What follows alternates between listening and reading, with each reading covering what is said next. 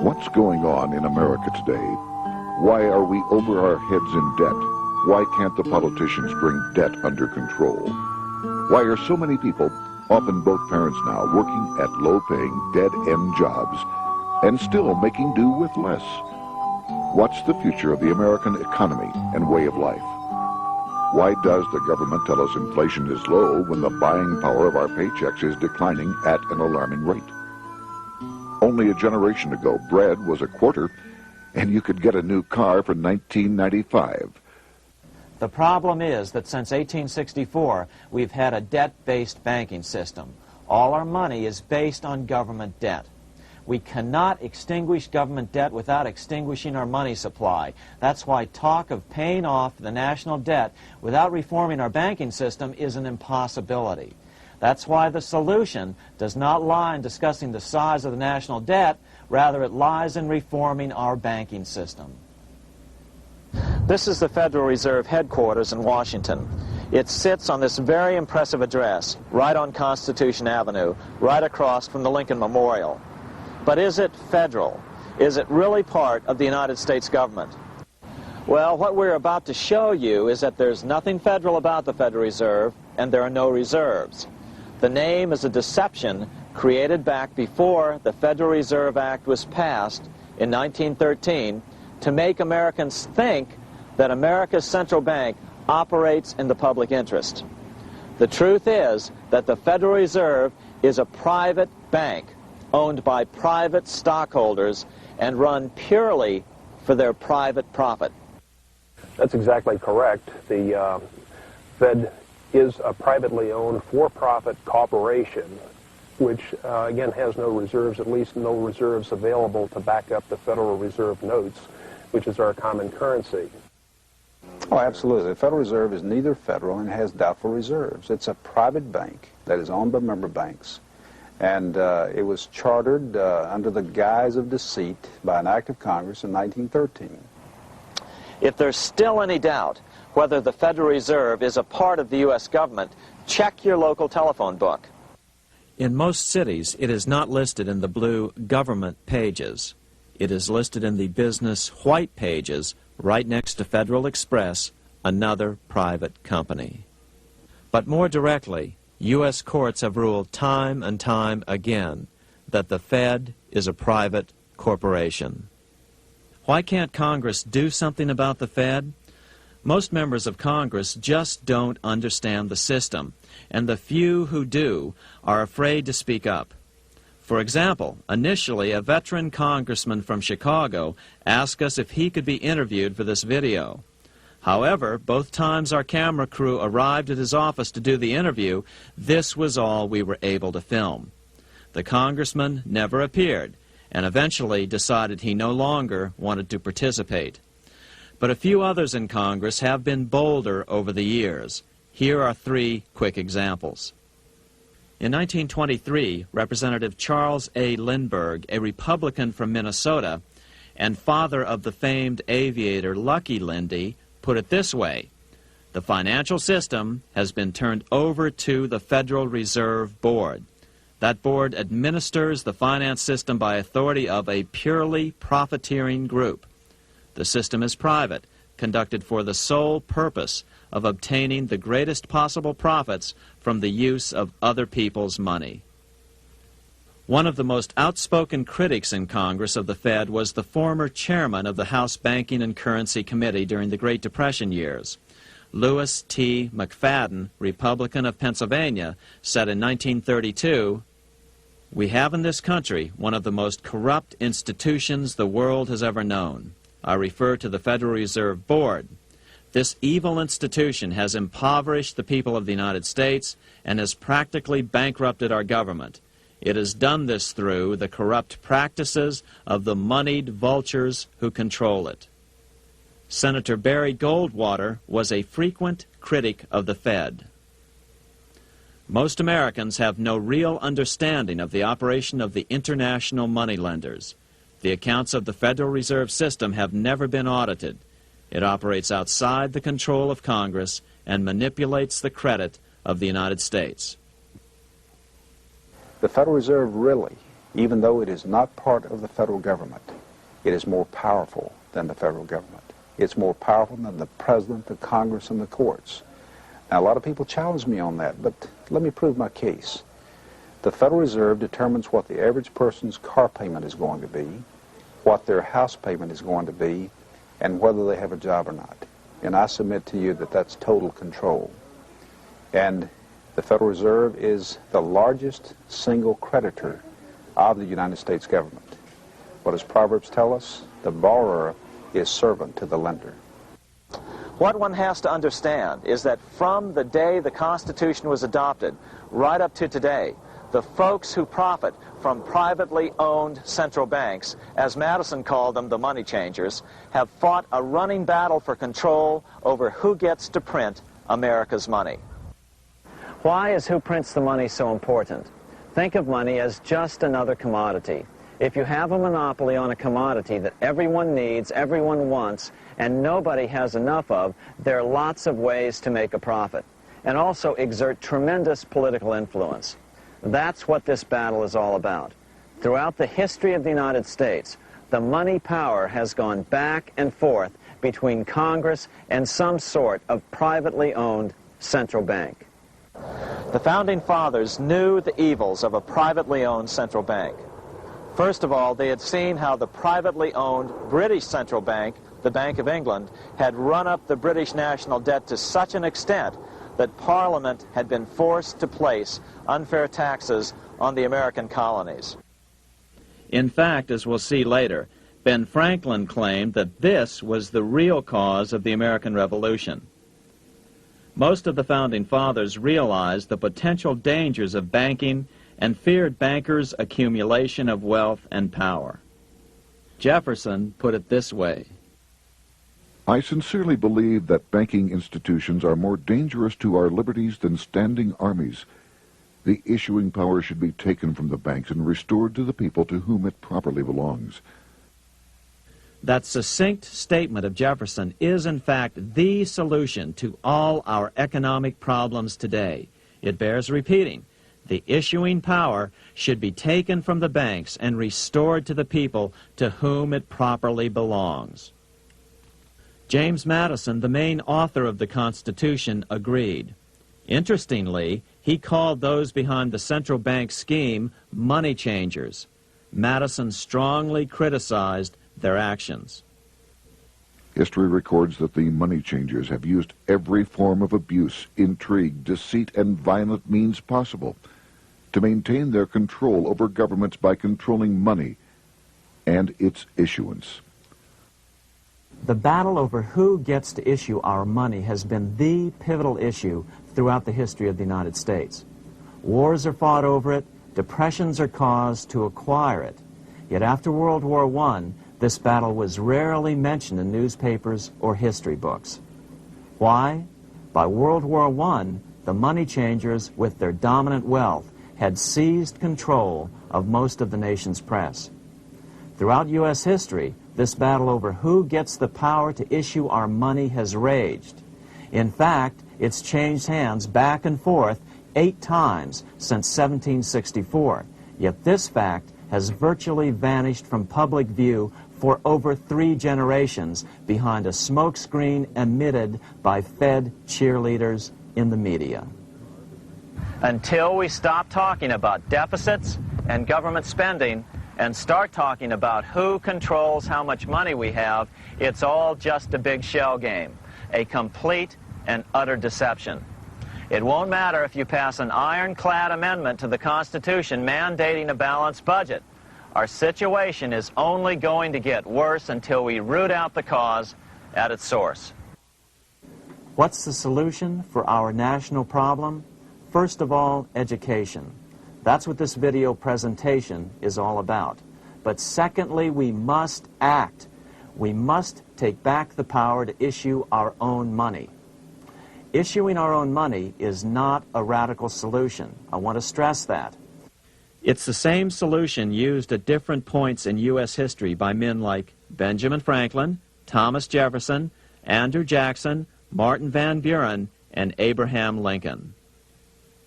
So, to sum it up, in 1913, Congress gave an independent central bank, deceptively named the Federal Reserve, a monopoly over issuing America's money. And the debt generated by this quasi-private corporation is what is killing the American economy. Though the Federal Reserve is now the most powerful central bank in the world, it was not the first. So where did this idea come from? To really understand the magnitude of the problem, we have to travel back to Europe. Just who are these money changers James Madison spoke of? In the Bible, 2,000 years ago, Jesus drove the money changers from the temple. It was the only time Jesus used force during his ministry. What were money changers doing in the temple? When Jews came to Jerusalem to pay their temple tax, they could only pay it with a special coin, the half shekel of the sanctuary. This was a half ounce of pure silver about this size. It was the only coin around at that time which was pure silver and of assured weight without the image of a pagan emperor. Therefore, to Jews, the half shekel was the only coin acceptable to God.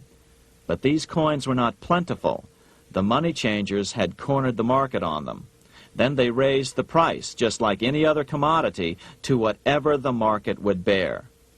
In other words, money changers were making exorbitant profits because they held a virtual monopoly on money. The Jews had to pay whatever they demanded. To Jesus, this totally violated the sanctity of God's house.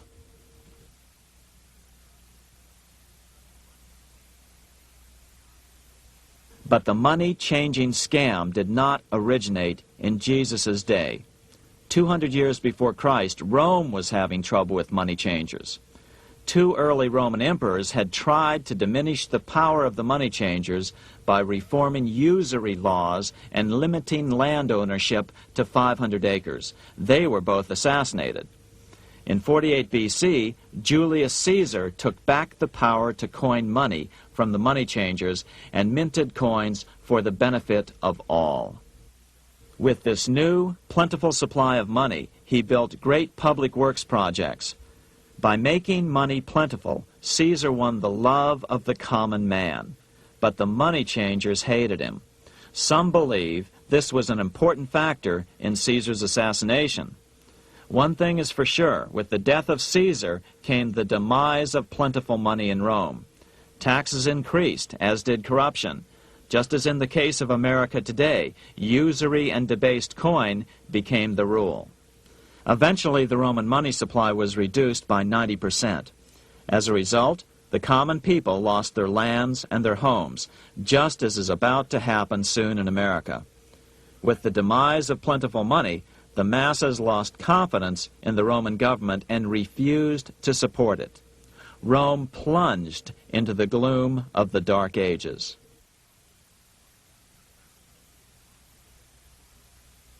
A 1,000 years after the death of Christ, money changers, those who loan out and manipulate the quantity of money, were active in medieval England. In fact, they were so active that acting together, they could manipulate the entire English economy. These were not bankers per se. The money changers generally were the goldsmiths. They were the first bankers because they started keeping other people's gold for safekeeping in their vaults.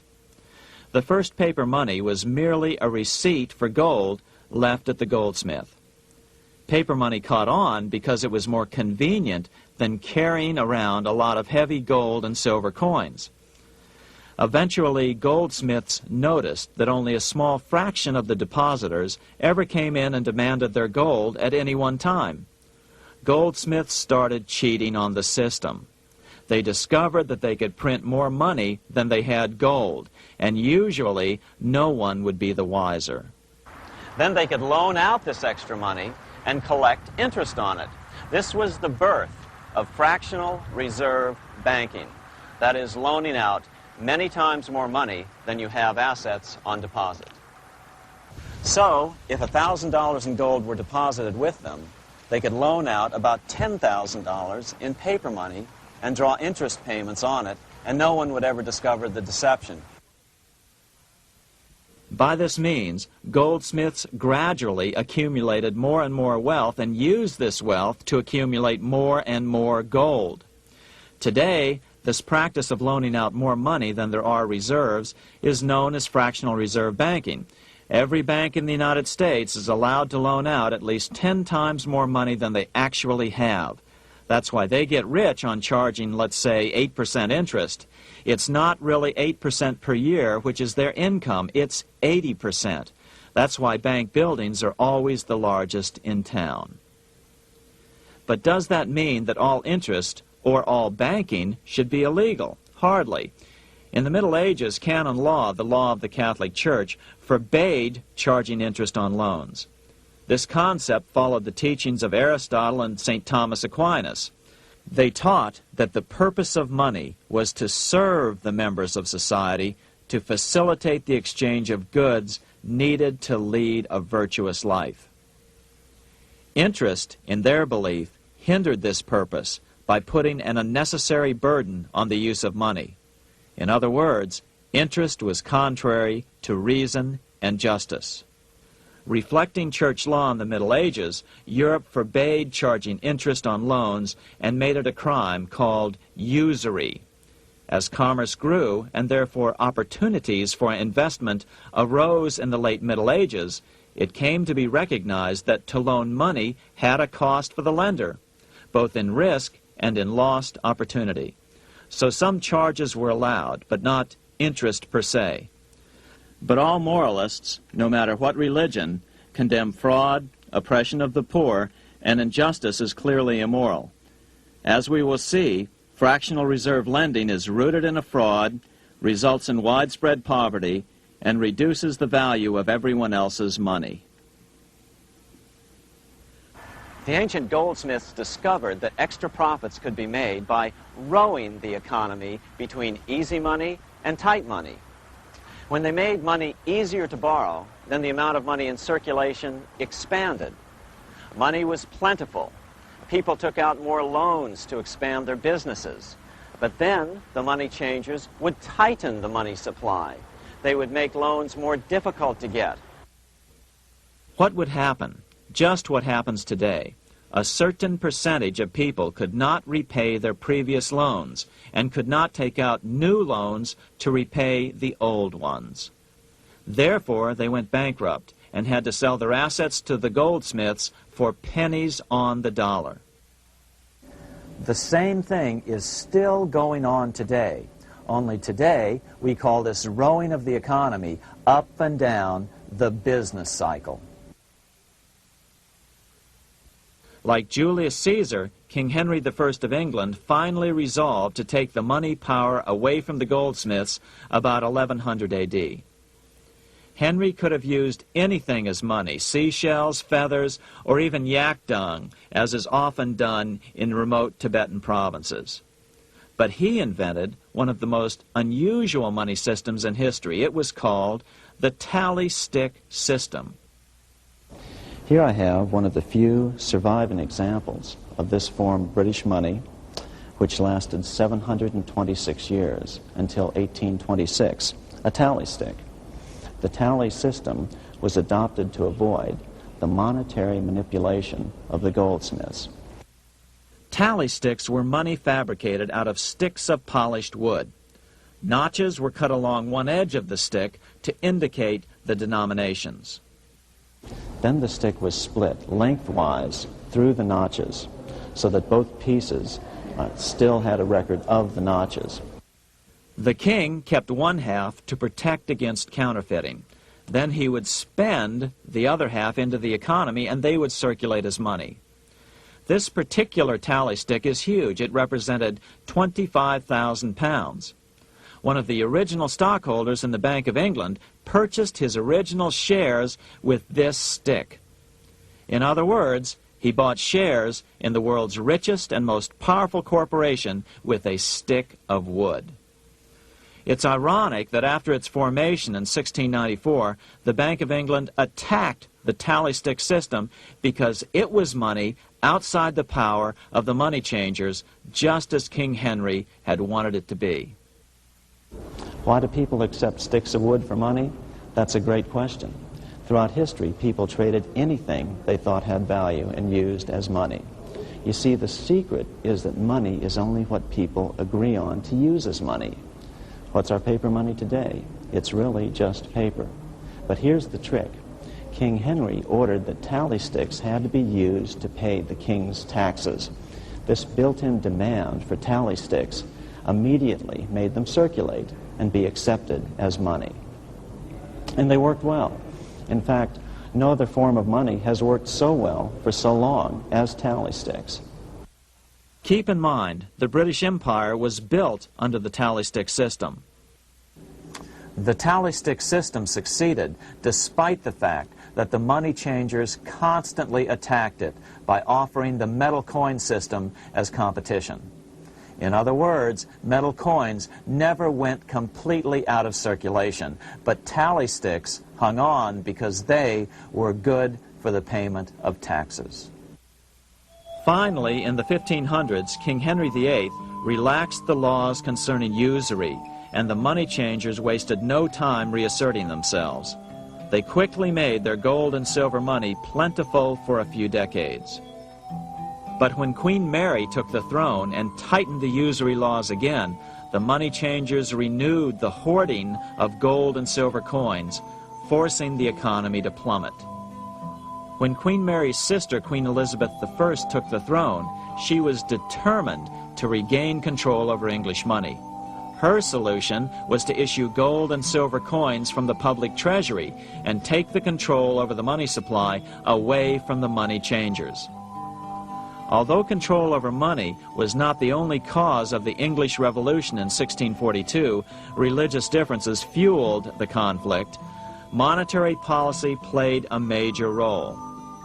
Financed by the money changers, Oliver Cromwell finally overthrew King Charles, purged the Parliament, and put the king to death. The money changers were immediately allowed to consolidate their financial power. The result was that for the next 50 years, the money changers plunged Great Britain into a series of costly wars. They took over a square mile of property in the center of London, known as the City of London. This area today is still known as one of the 3 predominant financial centers of the world. Conflicts with the Stuart kings led the money changers in England to combine with those in the Netherlands to finance the invasion of William of Orange, who overthrew the Stuarts in 1688 and took the English throne.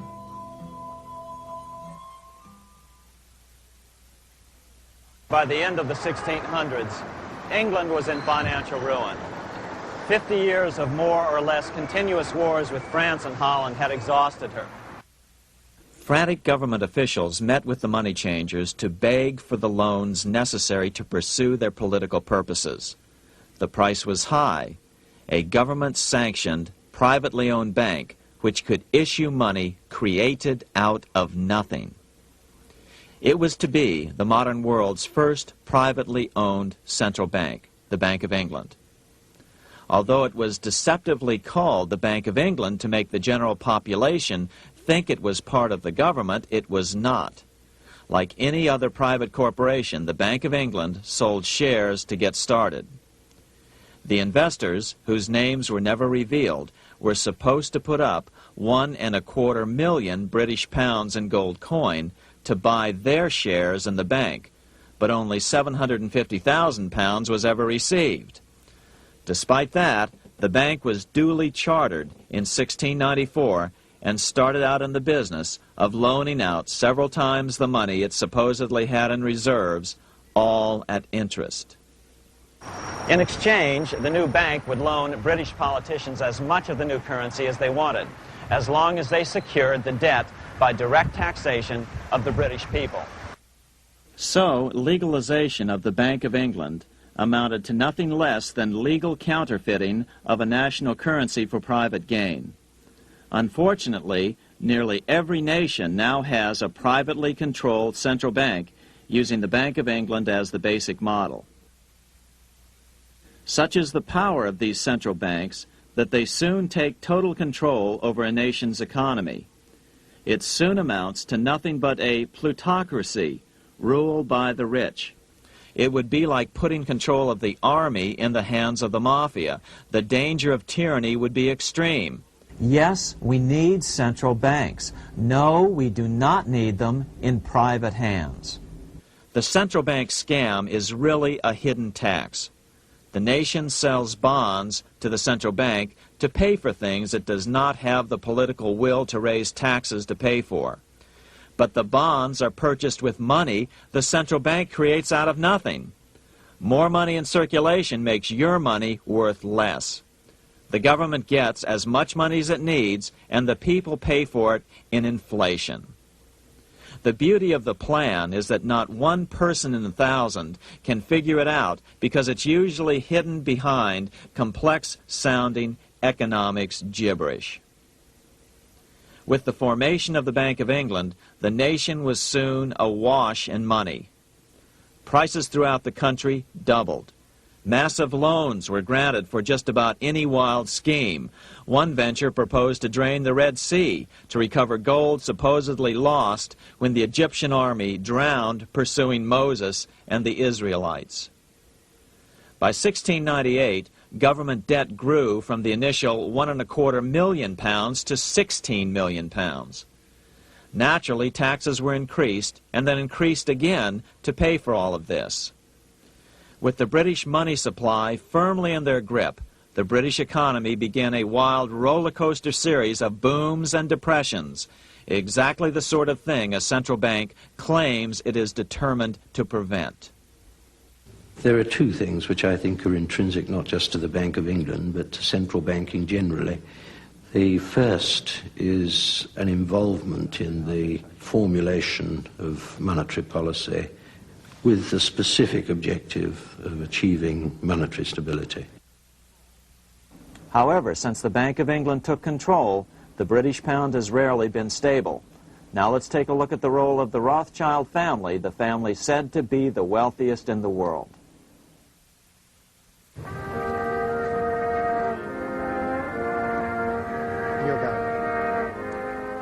This is Frankfurt, Germany.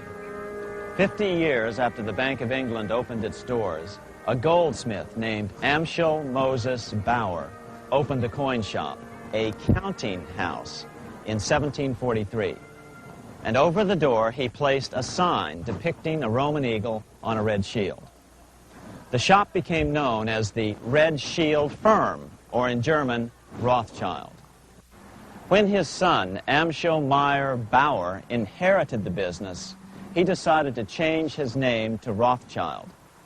Amschel soon learned that loaning money to governments and kings was more profitable than loaning to private individuals. Not only were the loans bigger, but they were secured by the nation's taxes. Mayer Rothschild had 5 sons. He trained them all in the skills of money creation, then sent them out to the major capitals of Europe to open branch offices of the family banking business. His first son, Amschel Meyer, stayed in Frankfurt to mind the hometown bank. His second son, Solomon, was sent to Vienna. His third son, Nathan, was clearly the most clever. He was sent to London at age 21 in 1798, 100 years after the founding of the Bank of England. His fourth son, Karl, went to Naples, and his fifth son, Jacob, went to Paris. In 1785, Mayer Amschel moved his entire family to this larger house, a 5-story dwelling he shared with the Schiff family. This house was known as the Green Shield. The Rothschilds and the Schiffs would play a central role in the rest of European financial history and in that of the United States. The Rothschilds broke into dealings with European royalty here at Wilhelmshof, the palace of the wealthiest man in Germany. In fact, the wealthiest monarch in all Europe, Prince William of Hesse-Kassel. At first, the Rothschilds were only helping William speculate in precious coins. But when Napoleon chased Prince William into exile, he sent £550,000, a gigantic sum at that time, to Nathan Rothschild in London with instructions for him to buy consols, British government bonds, also called government stock. But Rothschild used the money for his own purposes. With Napoleon on the loose, the opportunities of wartime investments were nearly limitless. William returned here sometime prior to the Battle of Waterloo in 1815. He summoned Rothschild and demanded his money back. The Rothschilds returned William's money with the interest the British consuls would have paid him had the investment actually been made. But the Rothschilds kept all the past profits they had made using William's money. Nathan Rothschild later bragged that in the 17 years he'd been in England, he'd increased his original £20,000 stake given to him by his father by 2,500 times. By cooperating within the family, the Rothschilds soon grew unbelievably wealthy. By the mid-1800s, they dominated all European banking and were certainly the wealthiest family in the world. They financed Cecil Rhodes, making it possible for him to establish a monopoly over the diamond and gold fields of South Africa. In America, they financed the Harrimans and railroads, the Vanderbilts and railroads and the press, and Carnegie in the steel industry, among many others. In fact, during World War I, J.P. Morgan was thought to be the richest man in America. But after his death, it was discovered that he was actually only a lieutenant of the Rothschilds.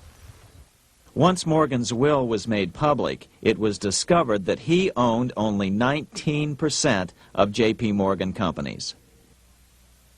By 1850, James Rothschild, the heir of the French branch of the family, was said to be worth 600 million French francs, 150 million more than all the other bankers in France put together. He built this mansion called Ferrier, just east of Paris. Wilhelm I, on seeing it, exclaimed, "Kings couldn't afford this. It could only belong to a Rothschild." Another 19th century French commentator put it this way: "There is but one power in Europe, and that is Rothschild." There is no evidence that their predominant standing in European or world finance has changed. Now let's take a look at the results the Bank of England had produced on the British economy and how that later was the root cause of the American Revolution.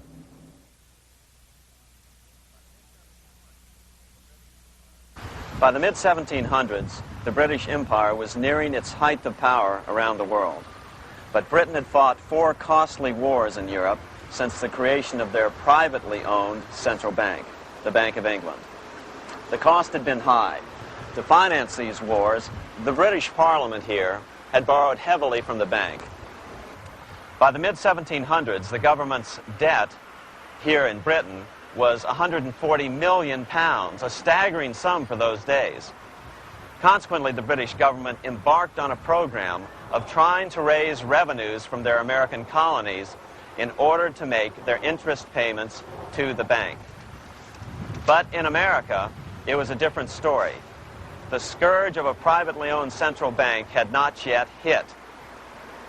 This is Independence Hall in Philadelphia, where the Declaration of Independence and Constitution were signed. In the mid-1700s, pre-revolutionary America was still relatively poor. There was a severe shortage of precious metal coins to trade for goods, so the early colonists were forced to experiment with printing their own homegrown paper money. Some of these experiments were successful. Franklin was a big supporter of the colonies printing their own paper money. In 1757, Franklin was sent to London. He ended up staying for the next 18 years here, nearly until the start of the American Revolution. During this period, the American colonies began to issue their own money. Called colonial scrip, the endeavor was very successful. It provided a reliable medium of exchange, and it also helped to provide a feeling of unity between the colonies. Remember, colonial scrip was just paper money, debt-free money, printed in the public interest, and not backed by gold or silver coin. In other words, it was a totally fiat currency. One day, officials of the Bank of England asked Franklin how he would account for the newfound prosperity of the colonies. Without hesitation, he replied, "That is simple. In the colonies, we issue our own money. It is called colonial scrip. We issue it in proper proportion to the demands of trade and industry to make the products pass easily from the producers to the consumers. In this manner, creating for ourselves our own paper money, we control its purchasing power, and we have no interest to pay to no one." This was just common sense to Franklin, but you can imagine the impact it had on the Bank of England. America had learned the secret of money, and that genie had to be returned to its bottle as soon as possible.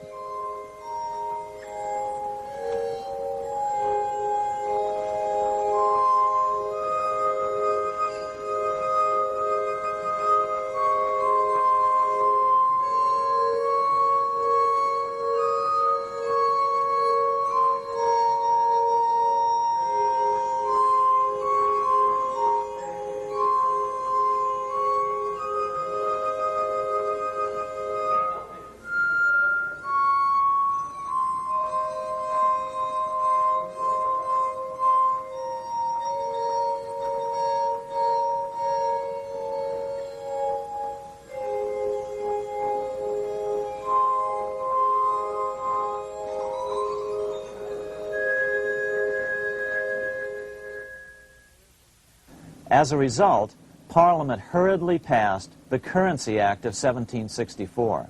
This prohibited colonial officials from issuing their own money and ordered them to pay all future taxes in gold or silver coins.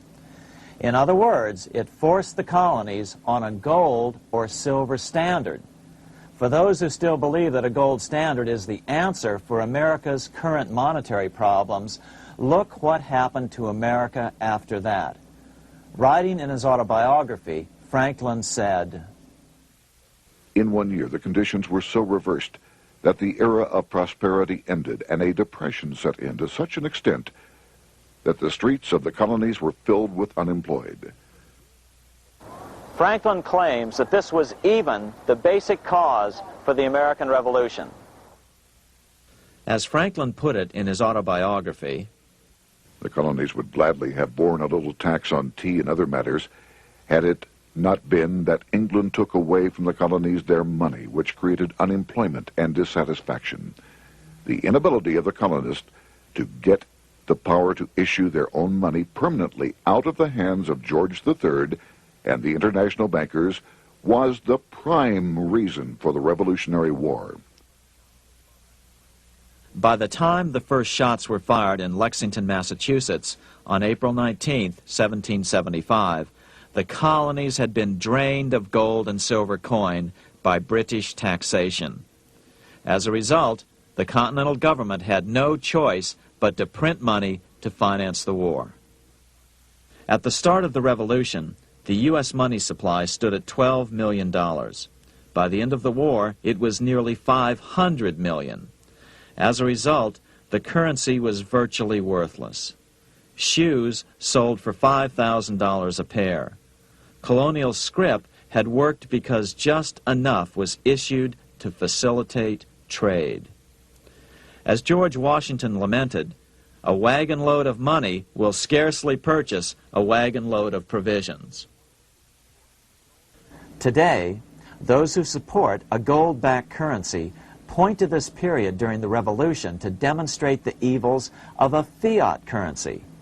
But remember, the same currency had worked so well 20 years earlier during times of peace that the Bank of England had Parliament outlaw it.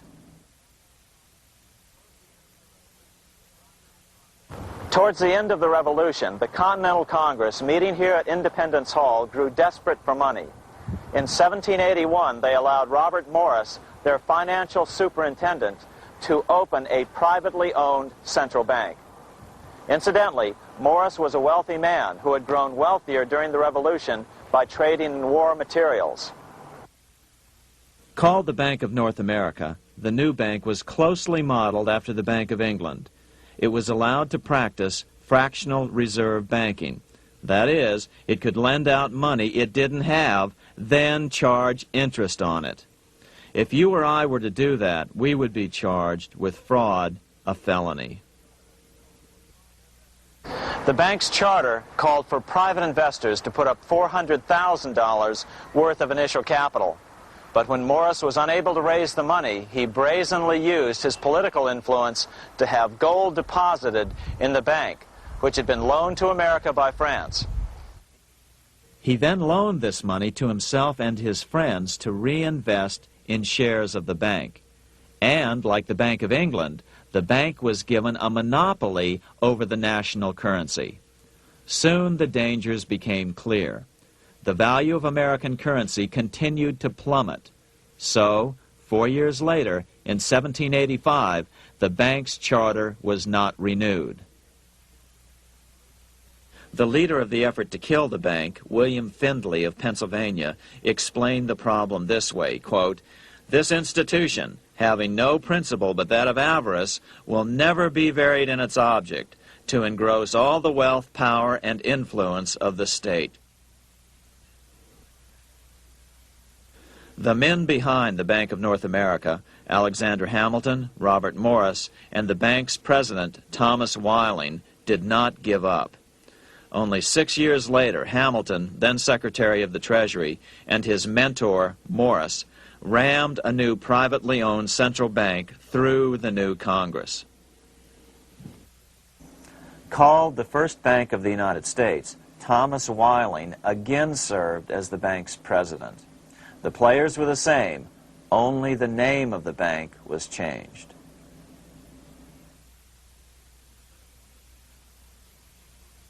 In 1787, colonial leaders assembled in Philadelphia to replace the ailing Articles of Confederation.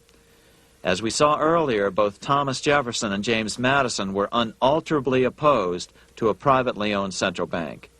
They had seen the problems caused by the Bank of England. They wanted nothing of it. As Jefferson later put it,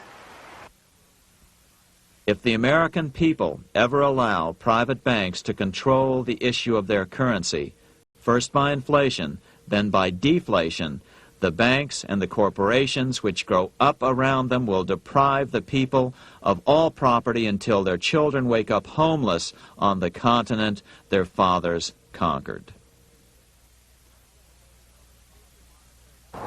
During the debate over the future monetary system, another one of the founding fathers, Gouverneur Morris, castigated the motivations of the owners of the Bank of North America. Gouverneur Morris headed the committee that wrote the final draft of the Constitution. Morris knew the motivations of the bank well. Along with his old boss, Robert Morris, Gouverneur Morris and Alexander Hamilton were the ones who had presented the original plan for the Bank of North America to the Continental Congress in the last year of the Revolution. In a letter he wrote to James Madison on July 2nd, 1787, Gouverneur Morris revealed what was really going on. "The rich will strive to establish their dominion and enslave the rest. They always did. They always will. They will have the same effect here as elsewhere if we do not, by the power of government, keep them in their proper spheres." Despite the defection of Gouverneur Morris from the ranks of the bank, Hamilton, Robert Morris, Thomas Whiling, and their European backers were not about to give up. They convinced the bulk of the delegates to the Constitutional Convention to not give Congress the power to issue paper money. Most of the delegates were still reeling from the wild inflation of the paper currency during the Revolution. They had forgotten how well colonial scrip had worked before the war. But the Bank of England had not. The money changers could not stand to have America printing her own money again. So the Constitution is silent on the matter. This grievous defect left the door wide open for the money changers, just as they had planned.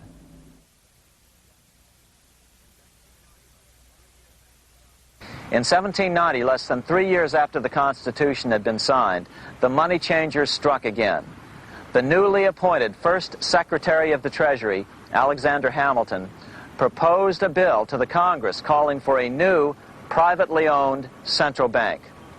Coincidentally, that was the very year that Amschel Rothschild made his pronouncement from his flagship bank in Frankfurt. Let me issue and control a nation's money, and I care not who writes the laws. Alexander Hamilton was a tool of the international bankers, and he wanted to create the U.S. Bank, the BUS, or the Bank of the United States, and did so. Interestingly, one of Hamilton's first jobs after graduating from law school in 1782 was as an aide to Robert Morris, the head of the Bank of North America. In fact, the year before, Hamilton had written Morris a letter saying, "A national debt, if it is not excessive, will be to us a national blessing." A blessing to whom? After a year of intense debate, in 1791, Congress passed the bill and gave it a 20-year charter. The new bank was to be called the First Bank of the United States, or BUS. Here we are in front of the First Bank of the United States in Philadelphia. The bank was given a monopoly on printing U.S. currency, even though 80% of its stock would be held by private investors. The other 20% would be purchased by the U.S. government. But the reason was not to give the government a piece of the action. It was to provide the capital for the other 80% owners. As with the old Bank of North America and the Bank of England before that, the stockholders never paid the full amount for their shares. The U.S. government put up their initial $2 million in cash. Then the bank, through the old magic of fractional reserve lending, made loans to its charter investors so they could come up with the remaining $8 million of capital needed for this risk-free investment. Like the Bank of England, the name of the Bank of the United States was deliberately chosen to hide the fact that it was privately controlled. And like the Bank of England, the names of the investors in the bank were never revealed. Many years later, it was a common saying that the Rothschilds were the power behind the old Bank of the United States. The bank was sold to Congress as a way to bring stability to the banking system and eliminate inflation. So what happened? Over the first 5 years, the U.S. government borrowed $8.2 million from the Bank of the United States. In the same 5-year period, prices rose by 72%. Jefferson, as the new Secretary of State, watched the borrowing with sadness and frustration, unable to stop it. I wish it were possible to obtain a single amendment to our Constitution, taking from the federal government the power of borrowing. Millions of Americans feel the same way today. They watch in helpless frustration as the federal government borrows the American economy into oblivion. So, although it was called the First Bank of the United States, it was not the first attempt at a privately owned central bank in this country. As with the Bank of North America, the government put up most of the cash to get this private bank going, then the bankers loaned the money to each other to buy the remaining stock in the bank. It was a scam, plain and simple, and they wouldn't be able to get away with it for long.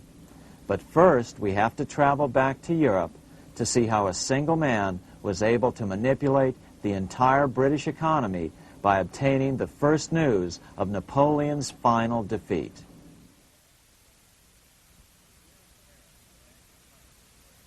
Here in Paris, the Bank of France was organized in 1800, just like the Bank of England. But Napoleon decided France had to break free of debt, and he never trusted the Bank of France. He declared that when a government is dependent upon bankers for money, the bankers, not the leaders of the government, are in control. The hand that gives is above the hand that takes. Money has no motherland. Financiers are without patriotism and without decency. Their sole object is gain. Back in America, unexpected help was about to arrive. In 1800, Thomas Jefferson narrowly defeated John Adams to become the third president of the United States. By 1803, Jefferson and Napoleon had struck a deal. The U.S. would give Napoleon $3 million in gold in exchange for a huge chunk of territory west of the Mississippi River, the Louisiana Purchase. With that $3 million, Napoleon quickly forged an army and set off across Europe, conquering everything in his path. But the Bank of England quickly rose to oppose him. They financed every nation in his path, reaping the enormous profits of war. Prussia, Austria, and finally Russia all went heavily into debt in a futile attempt to stop Napoleon. 4 years later, with the main French army in Russia, 30-year-old Nathan Rothschild, the head of the London office of the Rothschild family, personally took charge of a bold plan to smuggle a much-needed shipment of gold right through France to finance an attack by the Duke of Wellington from Spain. Nathan later bragged at a dinner party in London that it was the best business he'd ever done. Little did he know that he would do much better business in the near future. Wellington's attacks from the south and other defeats eventually forced Napoleon to abdicate, and Louis XVIII was crowned king. Napoleon was exiled to Elba, a tiny island off the coast of Italy, supposedly exiled from France forever. While Napoleon was in exile on Elba, temporarily defeated by England with the financial help of the Rothschilds, America was trying to break free of its central bank as well.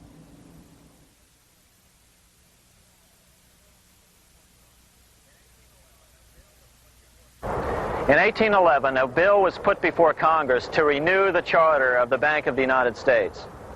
The debate grew very heated, and the legislatures of both Pennsylvania and Virginia passed resolutions asking Congress to kill the bank. The press corps of the day attacked the bank openly, calling it a great swindle, a vulture, a viper, and a cobra. Oh, to have an independent press once again in America. A congressman named P.B. Porter attacked the bank from the floor of Congress, saying if the bank's charter was renewed, Congress, quote, will have planted in the bosom of this Constitution a viper, which one day or another will sting the liberties of this country to the heart, close quote. Prospects didn't look that good for the bank. Some writers have even claimed that Nathan Rothschild warned that the United States would find itself involved in a most disastrous war if the bank's charter were not renewed. But it wasn't enough. When the smoke had cleared, the renewal bill was defeated by a single vote in the House and was deadlocked in the Senate. By now, America's fourth president, James Madison, was in the White House. Remember, Madison was a staunch opponent of the bank. His vice president, George Clinton, broke a tie in the Senate and sent the bank into oblivion. Within 5 months, England attacked the U.S., and the War of 1812 was on. But the British were still busy fighting Napoleon, and so the War of 1812 ended in a draw in 1814. Though the money changers were temporarily down, they were far from out. It would take them only another 2 years to bring back their bank bigger and stronger than ever.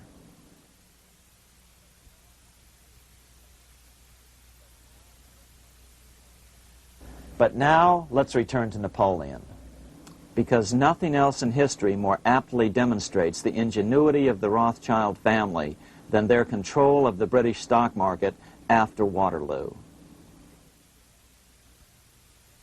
In 1815, a year after the end of the War of 1812 in America, Napoleon escaped his exile and returned to Paris. French troops were sent out to capture him, but such was his charisma that the soldiers rallied around their old leader and hailed him as their emperor once again. In March of 1815, Napoleon equipped an army which Britain's Duke of Wellington defeated less than 90 days later at Waterloo. Some writers claim Napoleon borrowed £5 million from the Bank of England to rearm, but it appears these funds actually came from the Ouvard banking house in Paris. Nevertheless, from about this point on, it was not unusual for privately controlled central banks to finance both sides in a war. Why would a central bank finance opposing sides in a war? Because war is the biggest debt generator of them all. A nation will borrow any amount for victory. The ultimate loser is loaned just enough to hold out the vain hope of victory, and the ultimate winner is given enough to win. Besides, such loans are usually conditioned upon the guarantee that the victor will honor the debts of the vanquished.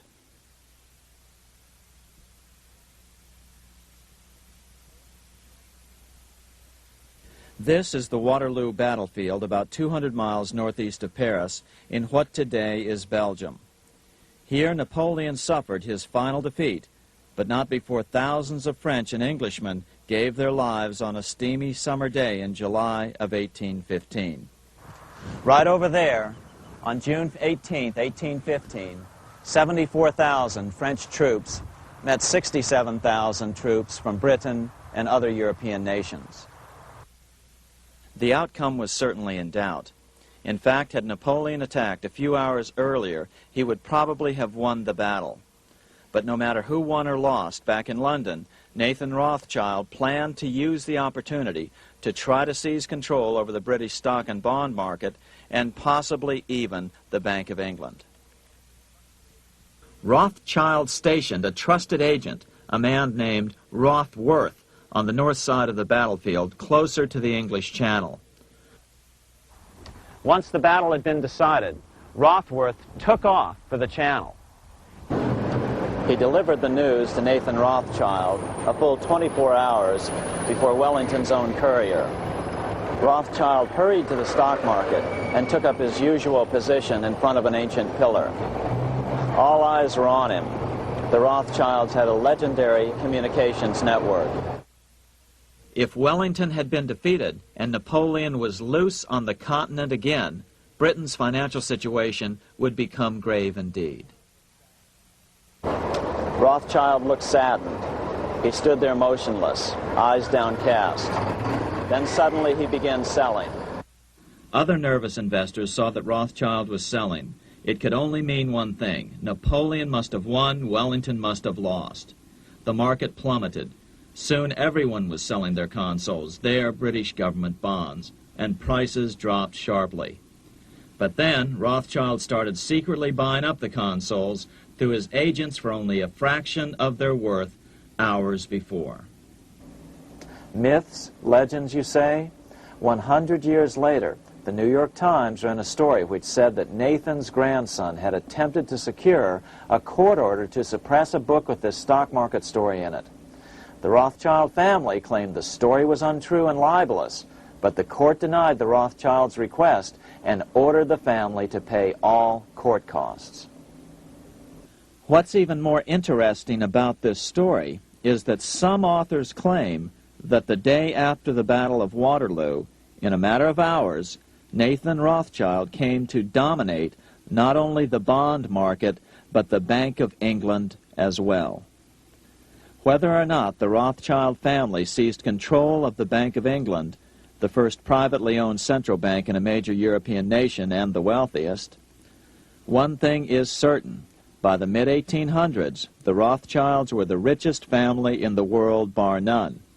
They dominated the new government bond markets and branched into other banks and industrial concerns. In fact, the rest of the 19th century was known as the Age of the Rothschilds. Despite this overwhelming wealth, the family has generally cultivated an aura of invisibility. Although the family controls scores of industrial, commercial, mining, and tourist corporations, only a handful bear the Rothschild name. By the end of the 19th century, one expert estimated that the Rothschild family controlled half the wealth of the world. Whatever the extent of their vast wealth, it is reasonable to assume that their percentage of the world's wealth has increased since then. But since the turn of the century, the Rothschilds have cultivated the notion that their power has somehow waned even as their wealth increases.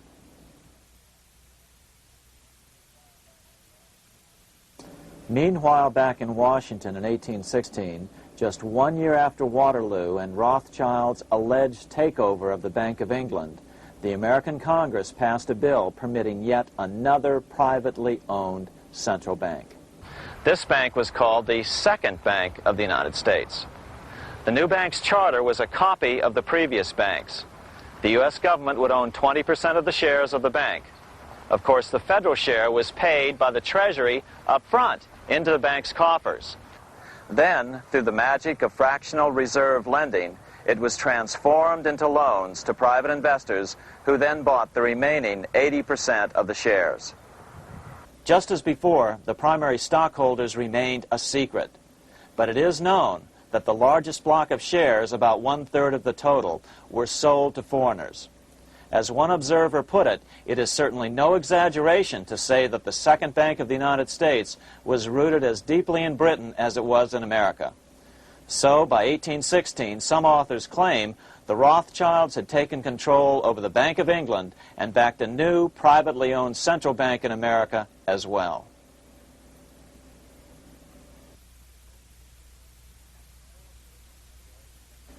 After 12 years of manipulations of the U.S. economy on the part of the Second Bank of the U.S., the American people had had just about enough. Opponents of the bank nominated a dignified senator from Tennessee, Andrew Jackson, the hero of the Battle of New Orleans, to run for president. This is his home, the Hermitage. No one gave Jackson a chance initially. The bank had long ago learned how the political process could be controlled with money. To the surprise and dismay of the money changers, Jackson was swept into office in 1828. Jackson was determined to kill the bank at the first opportunity and wasted no time in trying to do so. But the bank's 20-year charter didn't come up for renewal until 1836, the last year of his second term, if he could survive that long. During his first term, Jackson contented himself with rooting out the bank's many minions from government service. He fired 2,000 of the 11,000 employees of the federal government. In 1832, with his re-election approaching, the bank struck an early blow, hoping Jackson would not want to stir up controversy. They asked Congress to pass a renewal bill 4 years early. Naturally, Congress complied, then sent it to the president for signing. But Jackson weighed in with both feet. Old Hickory, never a coward, vetoed the bill. His veto message is one of the great American documents. It clearly lays out the responsibility of the American government towards its citizens, rich and poor. It is not our own citizens only who are to receive the bounty of our government. More than 8 million of the stock of this bank are held by foreigners. Is there no danger to our liberty and independence in a bank that in its nature has so little to bind it to our country? Controlling our currency, receiving our public monies, and holding thousands of our citizens' independence would be more formidable and dangerous than a military power of the enemy. If government would confine itself to equal protection and, as heaven does its rains, shower its favor alike on the high and the low, the rich and the poor, it would be an unqualified blessing. In the act before me, there seems to be a wide and unnecessary departure from these just principles. Later that year, in July 1832, Congress was unable to override Jackson's veto. Now Jackson had to stand for re-election. Jackson took his argument directly to the people. For the first time in U.S. history, Jackson took his presidential campaign on the road. Before then, presidential candidates stayed at home and looked presidential. His campaign slogan was "Jackson and no bank." The National Republican Party ran Senator Henry Clay against Jackson. Despite the fact that the bankers poured over $3 million into Clay's campaign, Jackson was reelected by a landslide in November of 1832. Despite his presidential victory, Jackson knew the battle was only beginning. "The hydra of corruption is only scotched, not dead," said the newly elected president. Jackson ordered his new Secretary of Treasury, Lewis McLean, to start removing the government's deposits from the second bank and start placing them in state banks. But McLean refused to do so. Jackson fired him and appointed William J. Duane as the new Secretary of the Treasury. Duane also refused to comply with the president's requests, and so Jackson fired him as well and then appointed Roger B. Taney to the office. Taney did withdraw government funds from the bank starting on October 1st, 1833. Jackson was jubilant. "I have it chained. I'm ready with screws to draw every tooth and then the stumps." But the bank was not yet done fighting. Its head, Nicholas Biddle, used his influence to get the Senate to reject Taney's nomination. Then, in a rare show of arrogance, Biddle threatened to cause a depression if the bank was not rechartered. This worthy president thinks that because he has scalped Indians and imprisoned judges, he is to have his way with the bank. He is mistaken. Next, in an unbelievable fit of honesty for a central banker, Biddle admitted that the bank was going to make money scarce to force Congress to restore the bank. Nothing but widespread suffering will produce any effect on Congress. Our only safety is in pursuing a steady course of firm restriction, and I have no doubt that such a course will ultimately lead to restoration of the currency and the recharter of the bank. What a stunning revelation. Here was the pure truth, revealed with shocking clarity. Biddle intended to use the money contraction power of the bank to cause a massive depression until America gave in. Unfortunately, this has happened time and time again throughout U.S. history and is about to happen again in today's world. Nicholas Biddle made good on his threat.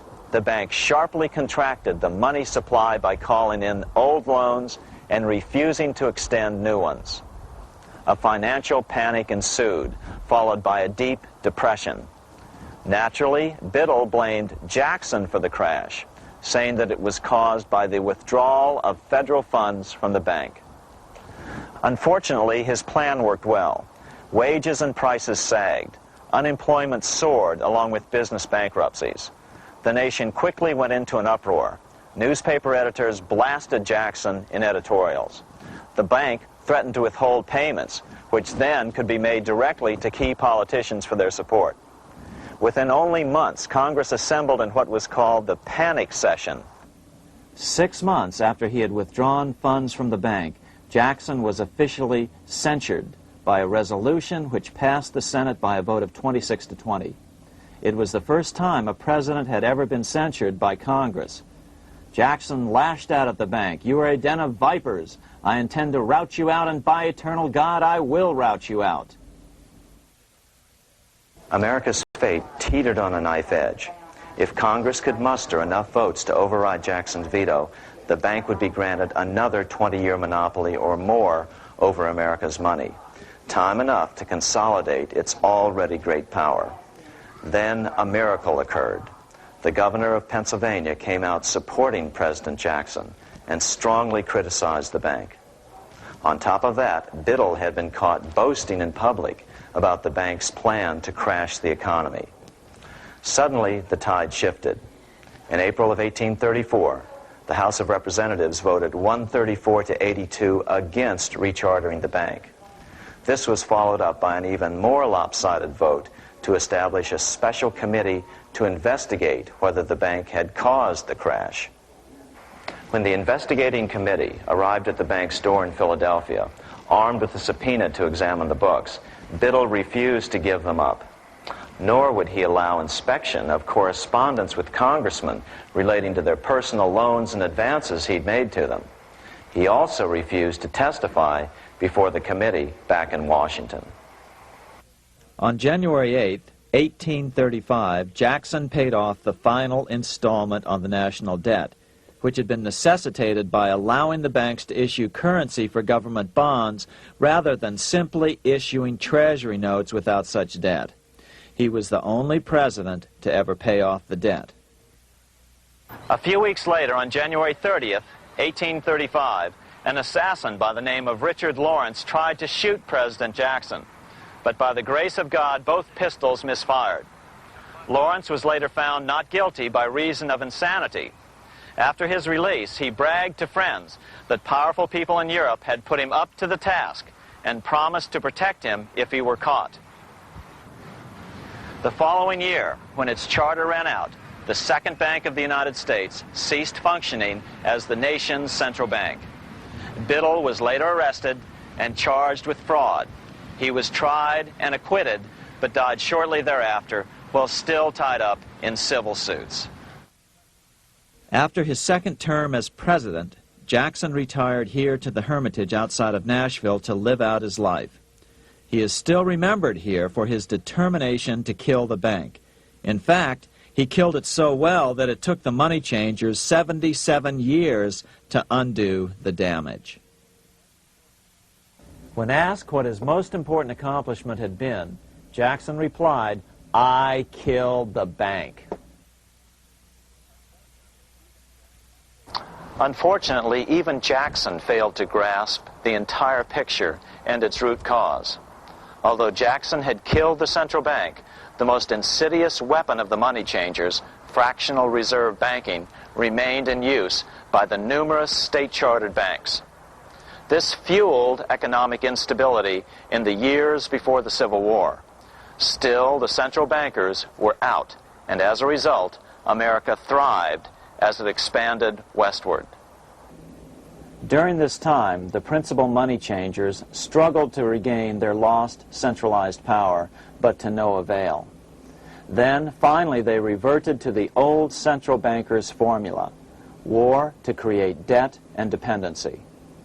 If they couldn't get their central bank any other way, America could be brought to its knees by plunging it into a civil war, just as they had done in 1812 after the first Bank of the United States was not rechartered.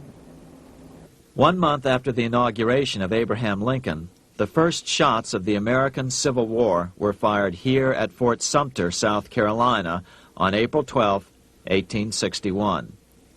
Certainly slavery was a cause for the Civil War, but not the primary cause.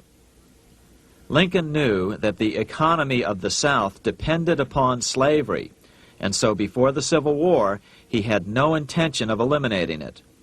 Lincoln had put it this way in his inaugural address only 1 month earlier.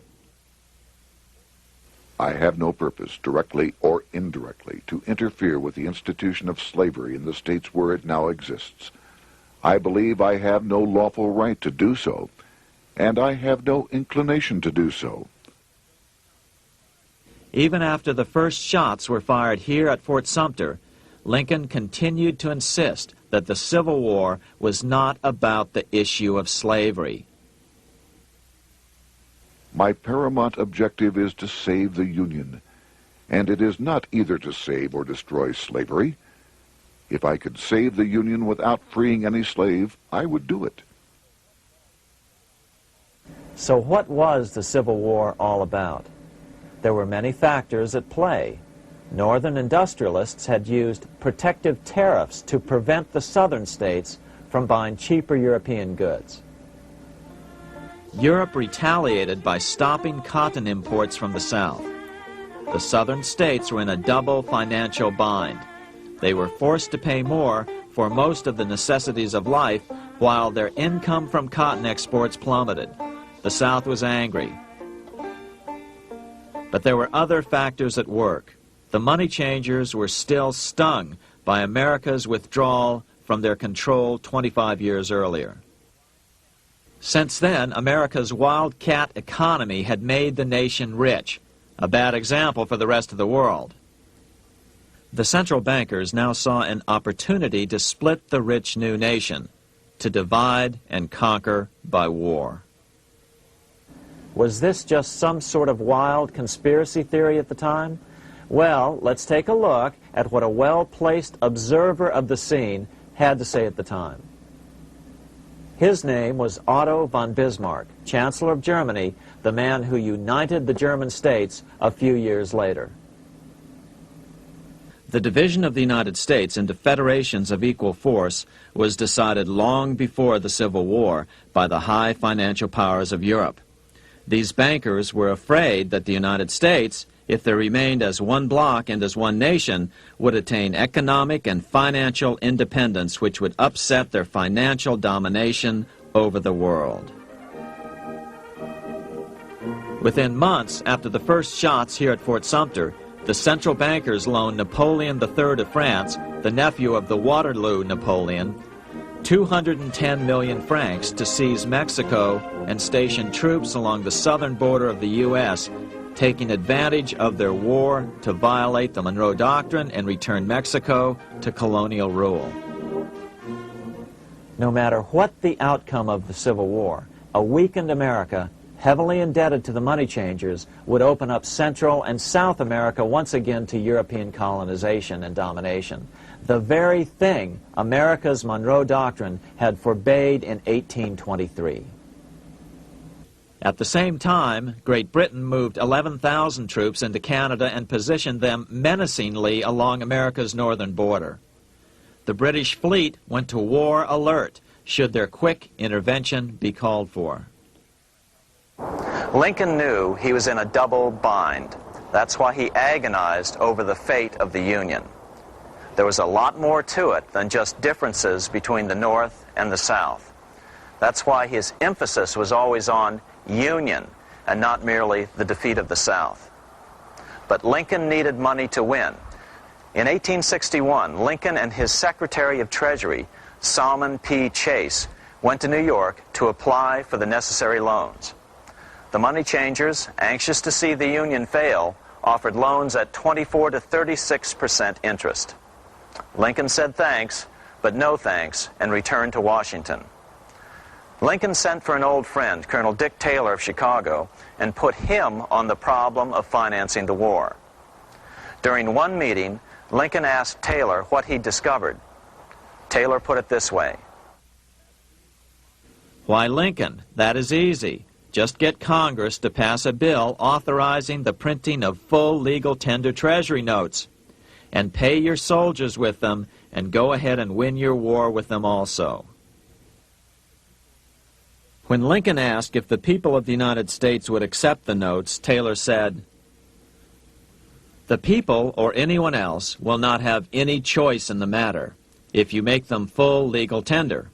They will have the full sanction of the government and be just as good as any money, as Congress is given that express right by the Constitution."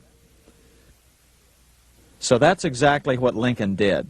In 1862-63, he printed up $450 million worth of the new bills. In order to distinguish them from other banknotes in circulation, he printed them in green ink on the back side. That's why the notes were called greenbacks. With this new money, Lincoln paid the troops and bought their supplies. During the course of the war, nearly $450 million worth of greenbacks were printed at no interest to the federal government. Lincoln understood who was really pulling the strings and what was at stake for the American people. This is how he explained his rationale. The government should create, issue, and circulate all the currency and credit needed to satisfy the spending power of the government and the buying power of consumers. The privilege of creating and issuing money is not only the supreme prerogative of government, but it is the government's greatest creative opportunity. By the adoption of these principles, the taxpayers will be saved immense sums of interest. Money will cease to be master and become the servant of humanity. A truly incredible editorial in the London Times explained the central bankers' attitude towards Lincoln's greenbacks. If this mischievous financial policy, which has its origins in North America, shall become indurated down to a fixture, then That government will furnish its own money without cost. It will pay off debts and be without debt. It will have all the money necessary to carry on its commerce. It will become prosperous without precedent in the history of the world. The brains and wealth of all countries will go to North America. That country must be destroyed, or it will destroy every monarchy on the globe.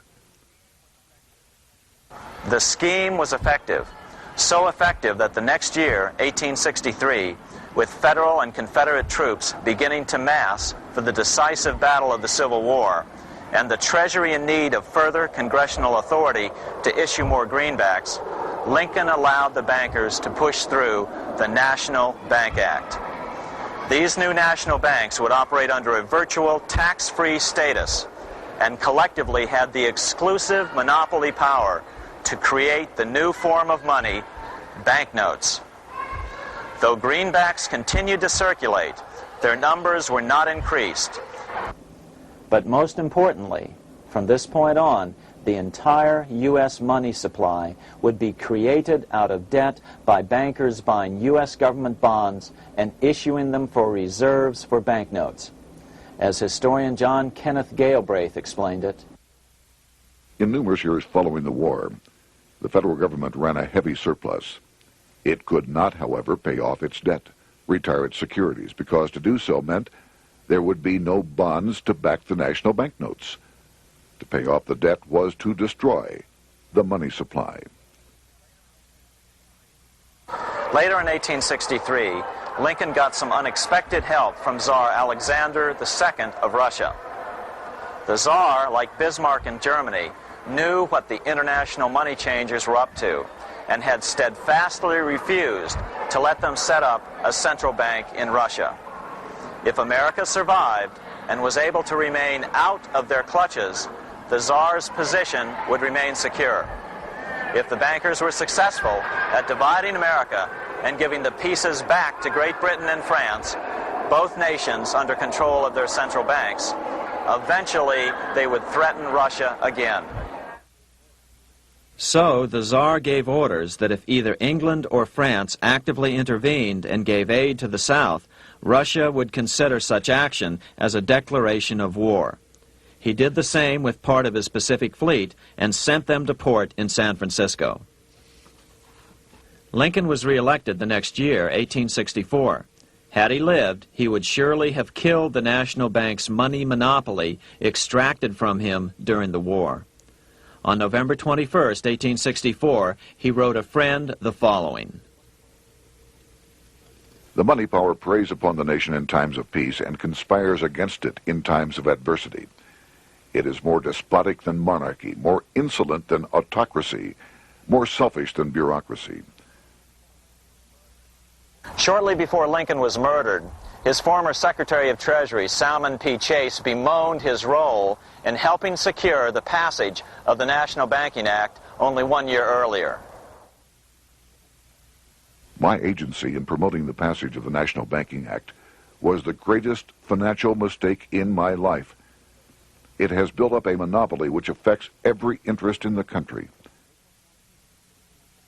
On April 14, 1865, 41 days after his second inauguration and just 5 days after Lee surrendered to Grant at Appomattox, Lincoln was shot by John Wilkes Booth at Ford's Theater.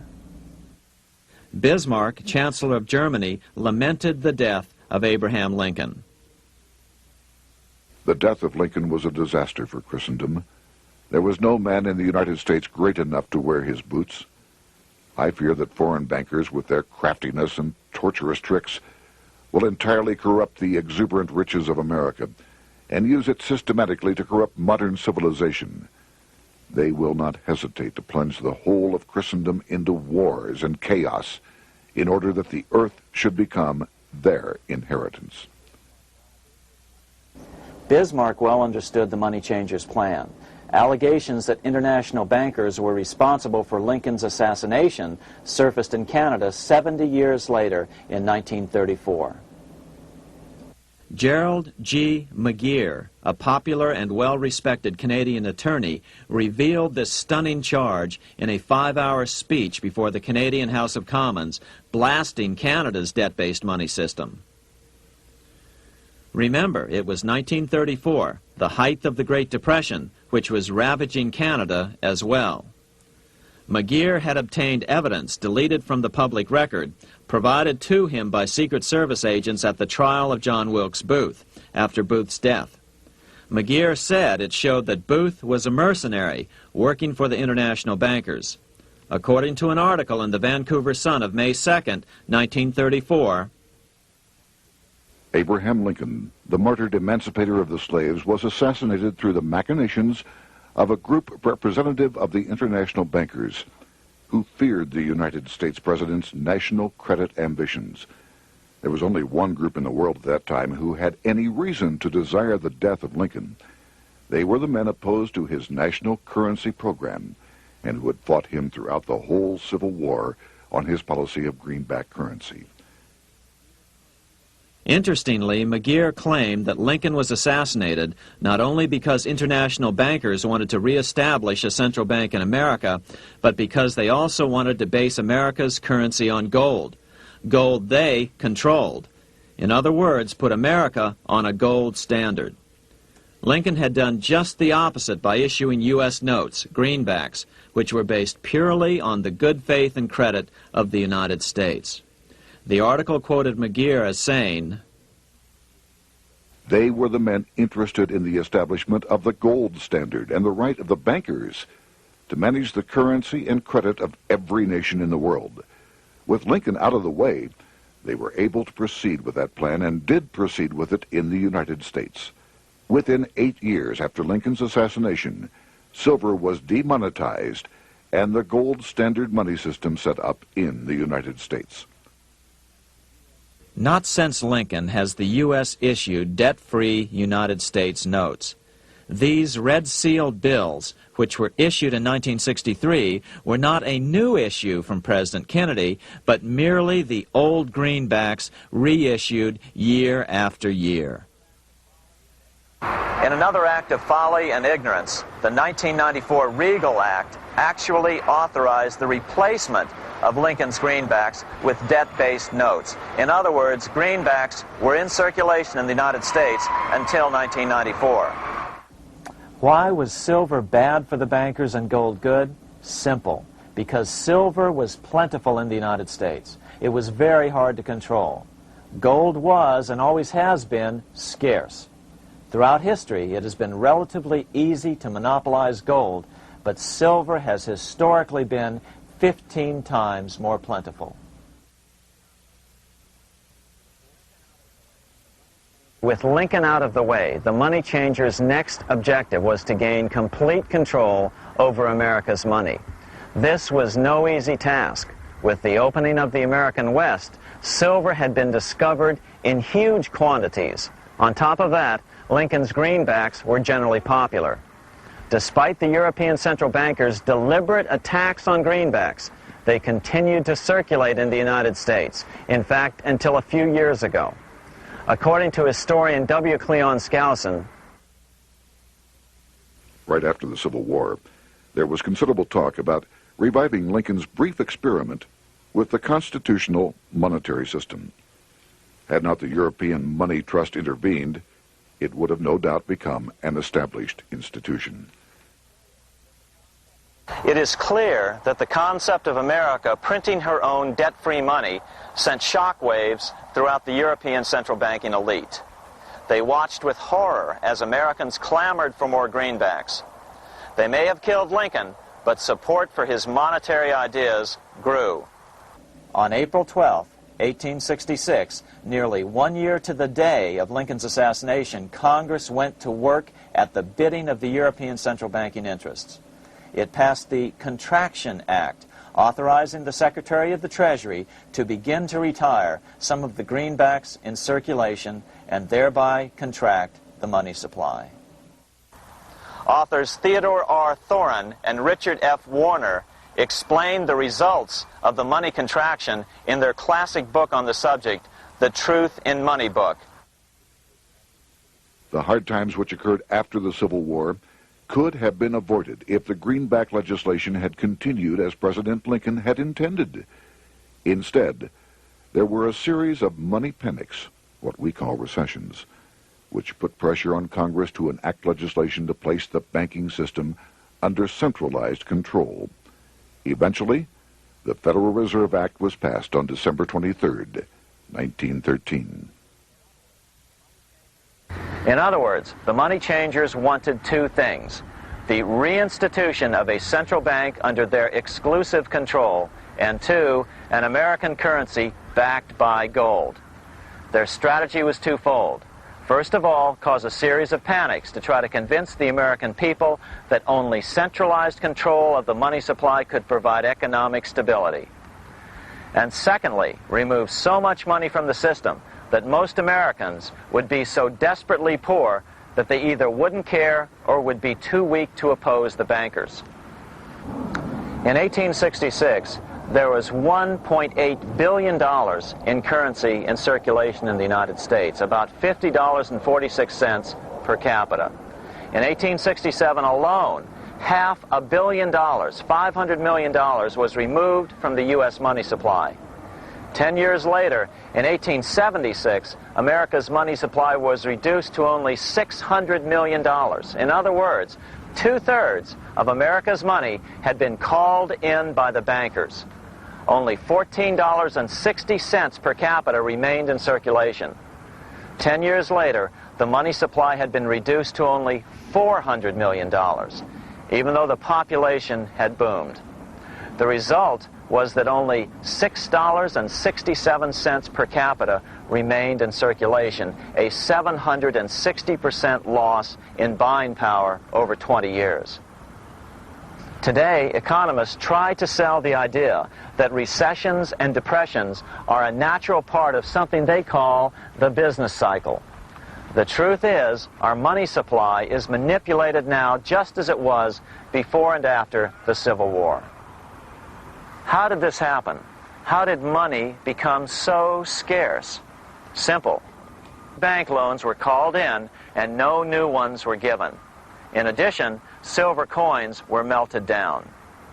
In 1872, a man named Ernest Sed was given 100,000 pounds, about $500,000, by the Bank of England and sent to America to bribe necessary congressmen to get silver demonetized.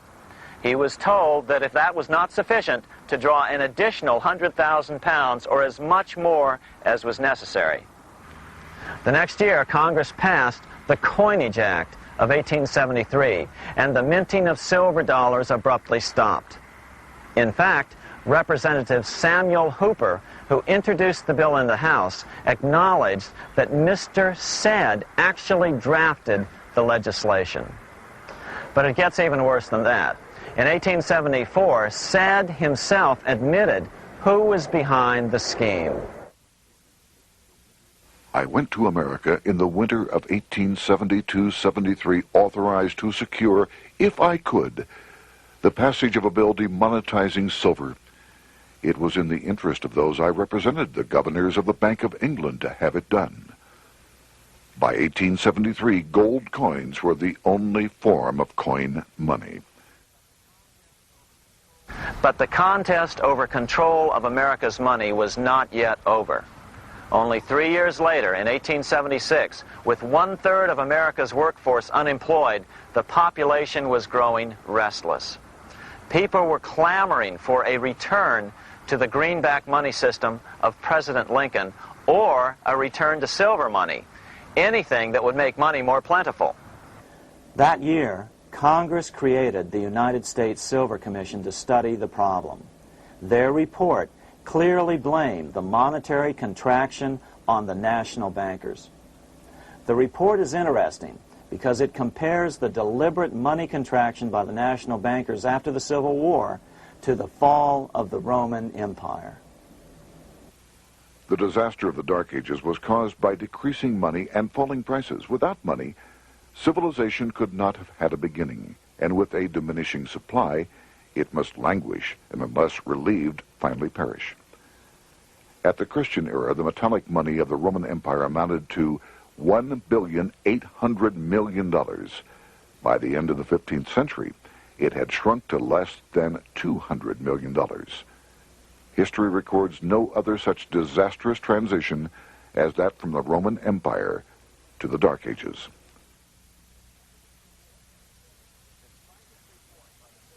Despite this report by the Silver Commission, Congress took no action.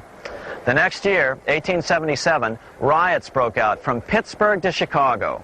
The torches of starving vandals lit up the sky. The bankers huddled to decide what to do. They decided to hang on. Now that they were back in control to a certain extent, they were not about to give it up.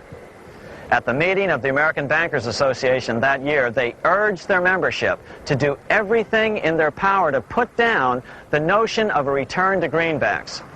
The ABA Secretary, James Buell, authored a letter to the members which blatantly called on the banks to subvert not only Congress, but the press.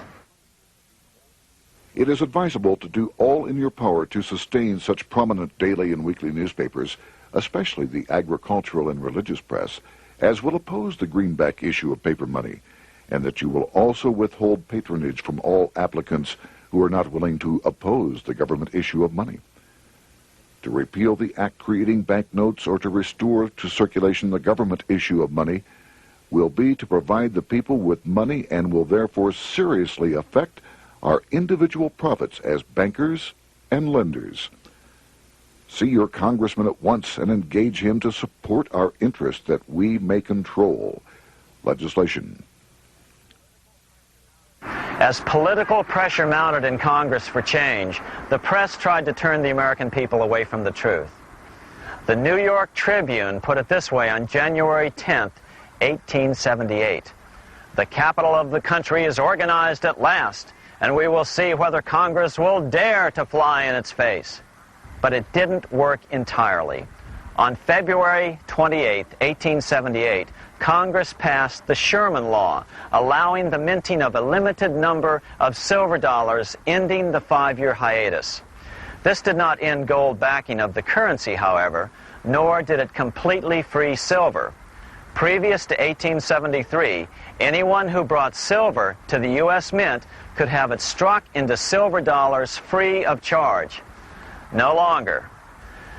But at least some money began to flow back into the economy again. With no further threat to their control, the bankers loosened up on loans, and the post-Civil War depression was finally ended. 3 years later, the American people elected Republican James Garfield president. Garfield understood how the economy was being manipulated. As a congressman, he had been chairman of the Appropriations Committee and was a member of Banking and Currency. After his inauguration, he slammed the money changers publicly in 1881.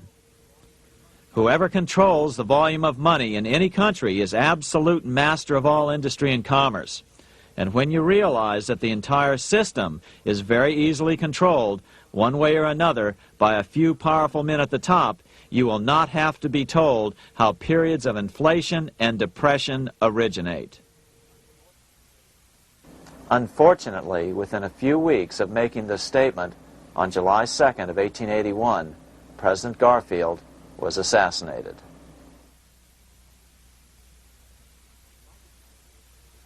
The money changers were gathering strength fast.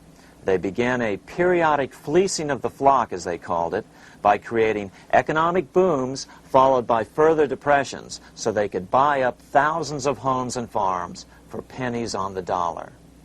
In 1891, the money changers prepared to take the American economy down again, and their methods and motives were laid out with shocking clarity in a memo sent out by the American Bankers Association, the ABA, an organization in which most bankers were members.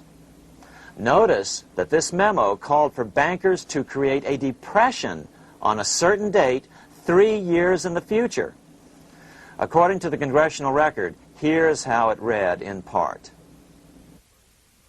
On September 1st, 1894, we will not renew our loans under any consideration. On September 1st, we will demand our money.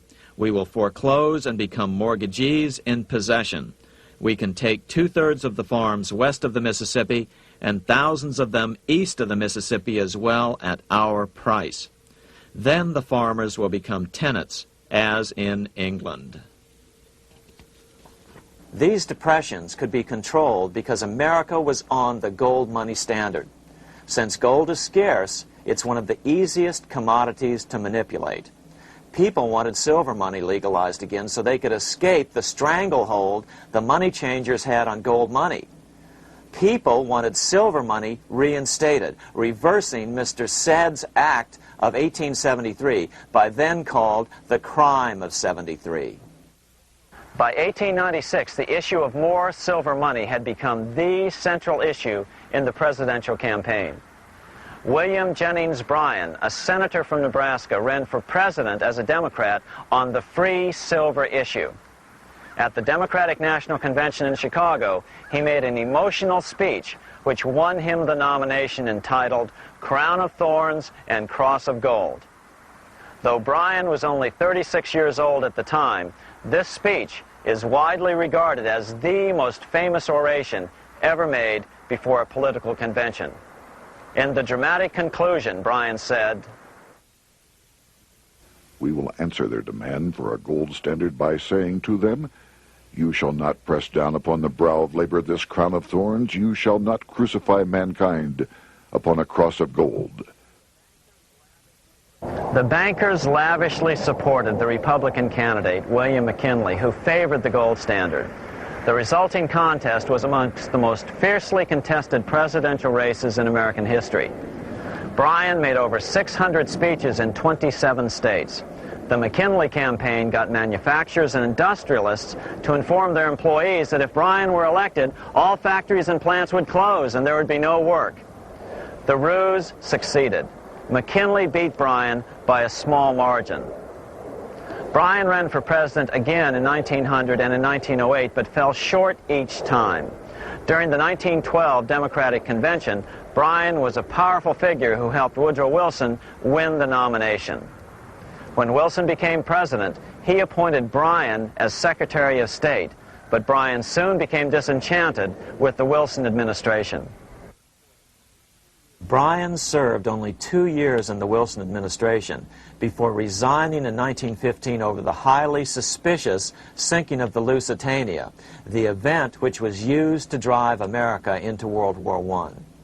Although William Jennings Bryan never gained the presidency, his efforts delayed the money changers for 17 years from attaining their next goal, a new, privately owned central bank for America.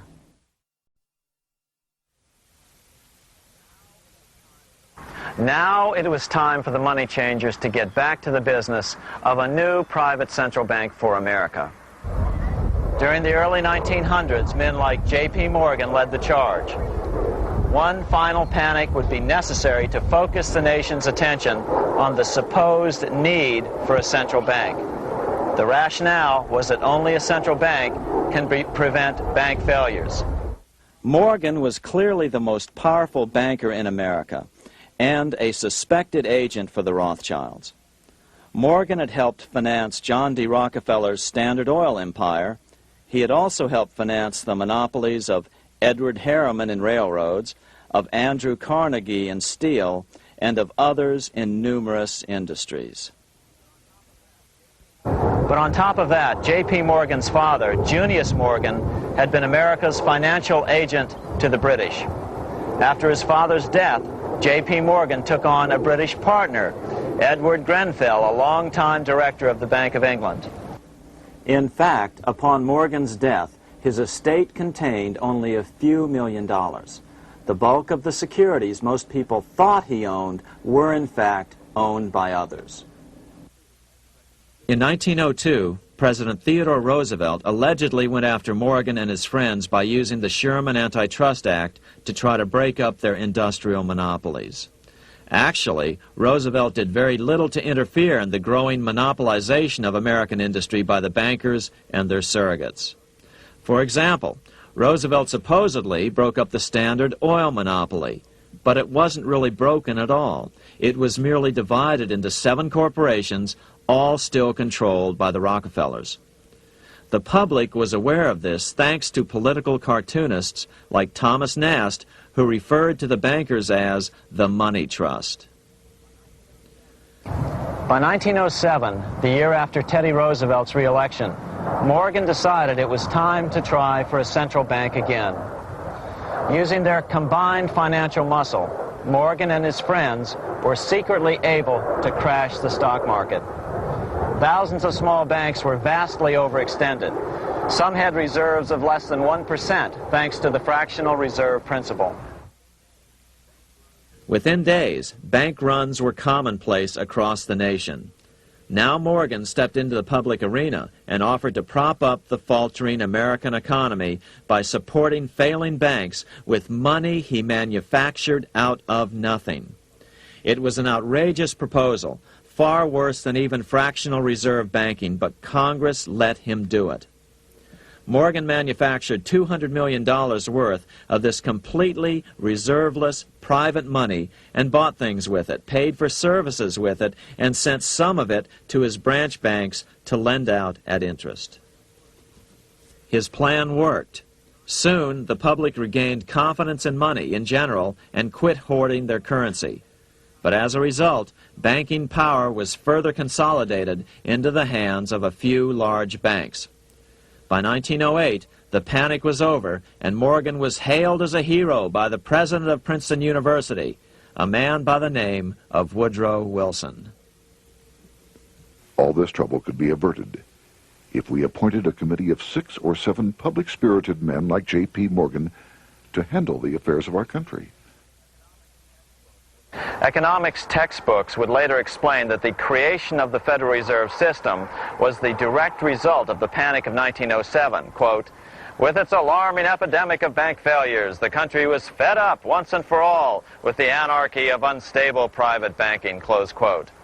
But Minnesota Congressman Charles A. Lindbergh Sr., the father of the famous aviator Lucky Lindy, later explained that the panic of 1907 was really just a scam. Those not favorable to the money trust could be squeezed out of business, and the people frightened into demanding changes in the banking and currency laws which the money trust would frame. So, since the passage of the National Bank Act of 1863, the money changers had been able to create a series of booms and busts. The purpose was not only to fleece the American public of their property, but to later claim that the banking system was basically so unstable that it had to be consolidated into a central bank once again.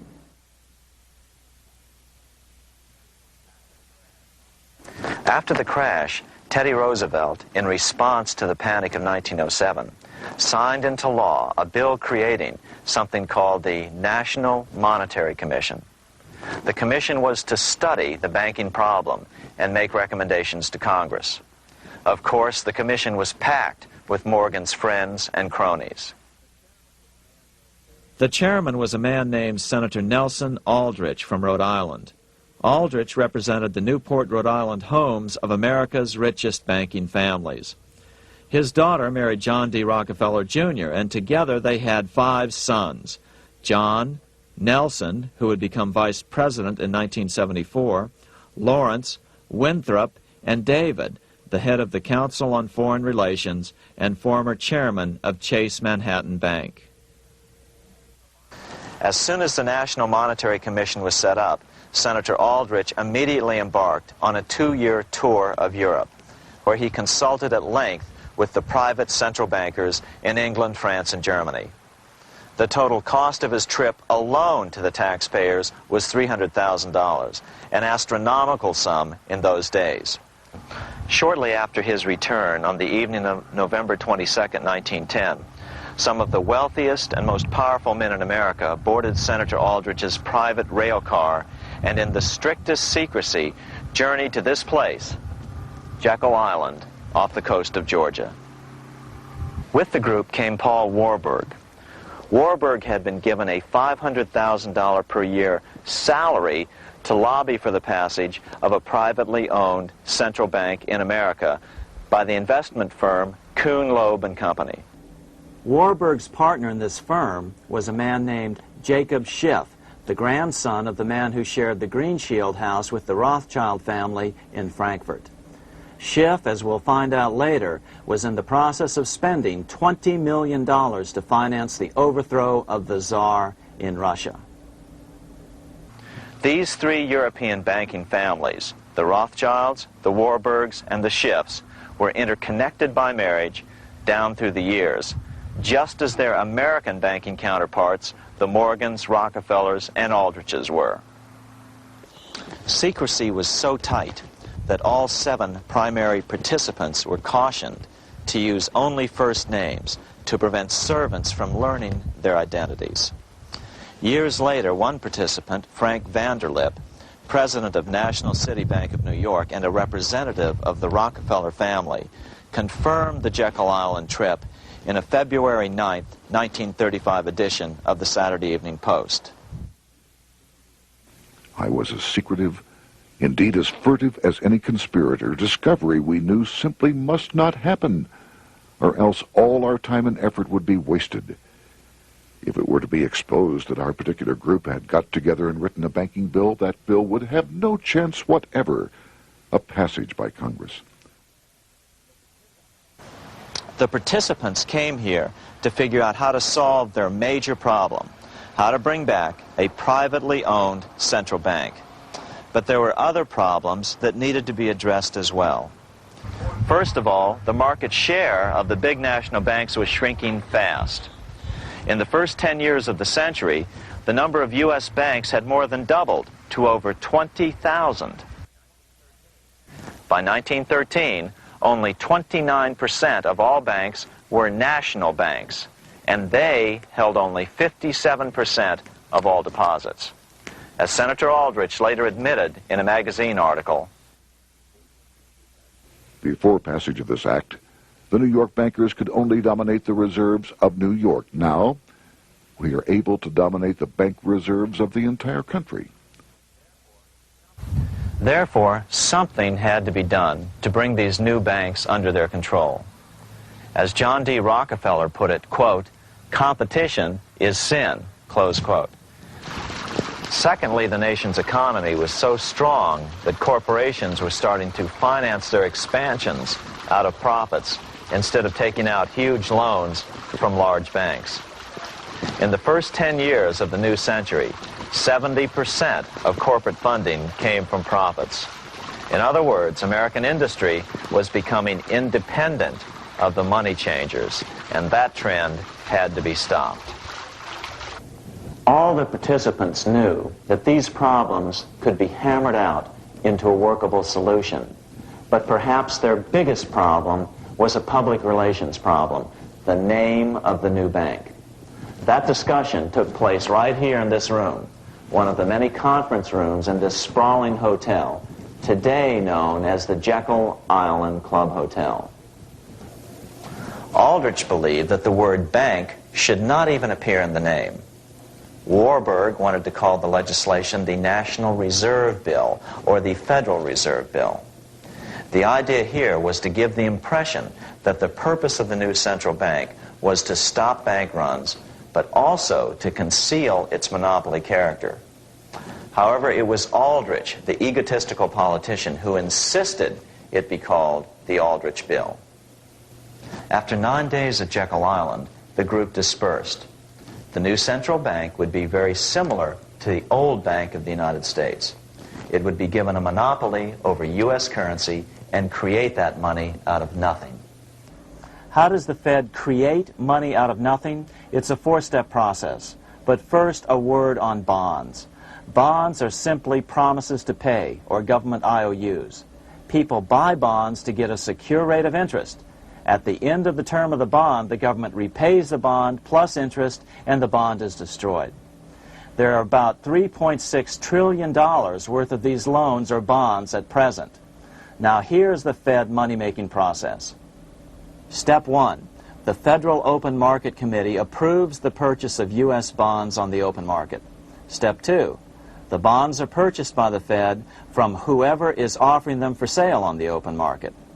Step 3, the Fed pays for the bonds with electronic credits to the seller's bank, which in turn credits the seller's bank account.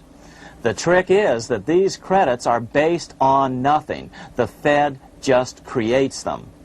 Step 4, the banks use these deposits as reserves. They can loan out over 10 times the amount of their reserves to new borrowers, all at interest. In this way, a Fed purchase of, say, $1 million worth of bonds gets turned into over $10 million in bank accounts. The Fed, in effect, creates 10% of this totally new money, and the banks create the other 90%. To reduce the amount of money in the economy, the process is just reversed. The Fed sells bonds to the public, and the money flows out of the purchaser's local bank. Loans must be reduced by 10 times the amount of the sale. So, a Fed sale of $1 million in bonds results in $10 million less money in the economy. So how does this benefit the bankers whose representatives huddled at Jekyll Island? First, it totally misdirected banking reform efforts from proper solutions. Second, it prevented a proper debt-free system of government finance, like Lincoln's greenbacks, from making a comeback. The bond-based system of government finance forced on Lincoln after he created greenbacks was now cast in stone. Third, it delegated to the bankers the right to create 90% of our money supply based on only fractional reserves, which they then loan out at interest. Fourth, it centralized overall control of our nation's money supply in the hands of a few men. Fifth, it established a central bank with a high degree of independence from effective political control. Soon after its creation, the Fed's great contraction in the early 1930s would cause the Great Depression. This independence has been enhanced since then through additional laws. In order to fool the public into thinking the government retained control, the plan called for the Fed to be run by a board of governors appointed by the President and approved by the Senate. But all the bankers had to do was to be sure their men got appointed to the board of governors. That wasn't hard. Bankers have money, and money buys influence over politicians. Once the participants left Jekyll Island, the public relations blitz was on. The big New York banks put together an educational fund of $5 million to finance professors at respected universities to endorse the new bank. Woodrow Wilson at Princeton was one of the first to jump on the bandwagon. But the bankers' subterfuge didn't work. The Aldrich Bill was quickly identified as the bankers' bill, a bill to benefit only what became known as the money trust. As Congressman Lindbergh put it during the congressional debate, the Aldrich Plan is the Wall Street plan. It means another panic, if necessary, to intimidate the people. Aldrich, paid by the government to represent the people, proposes a plan for the trusts instead. Seeing they didn't have the votes to win in Congress, the Republican leadership never brought the Aldrich bill to a vote. The bankers quietly decided to move to track 2, the Democratic alternative. They began financing Woodrow Wilson as the Democratic nominee.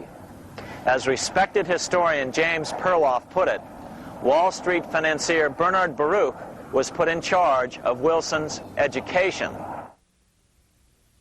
Baruch brought Wilson to the Democratic Party headquarters in New York in 1912, leading him like one would a poodle on a string.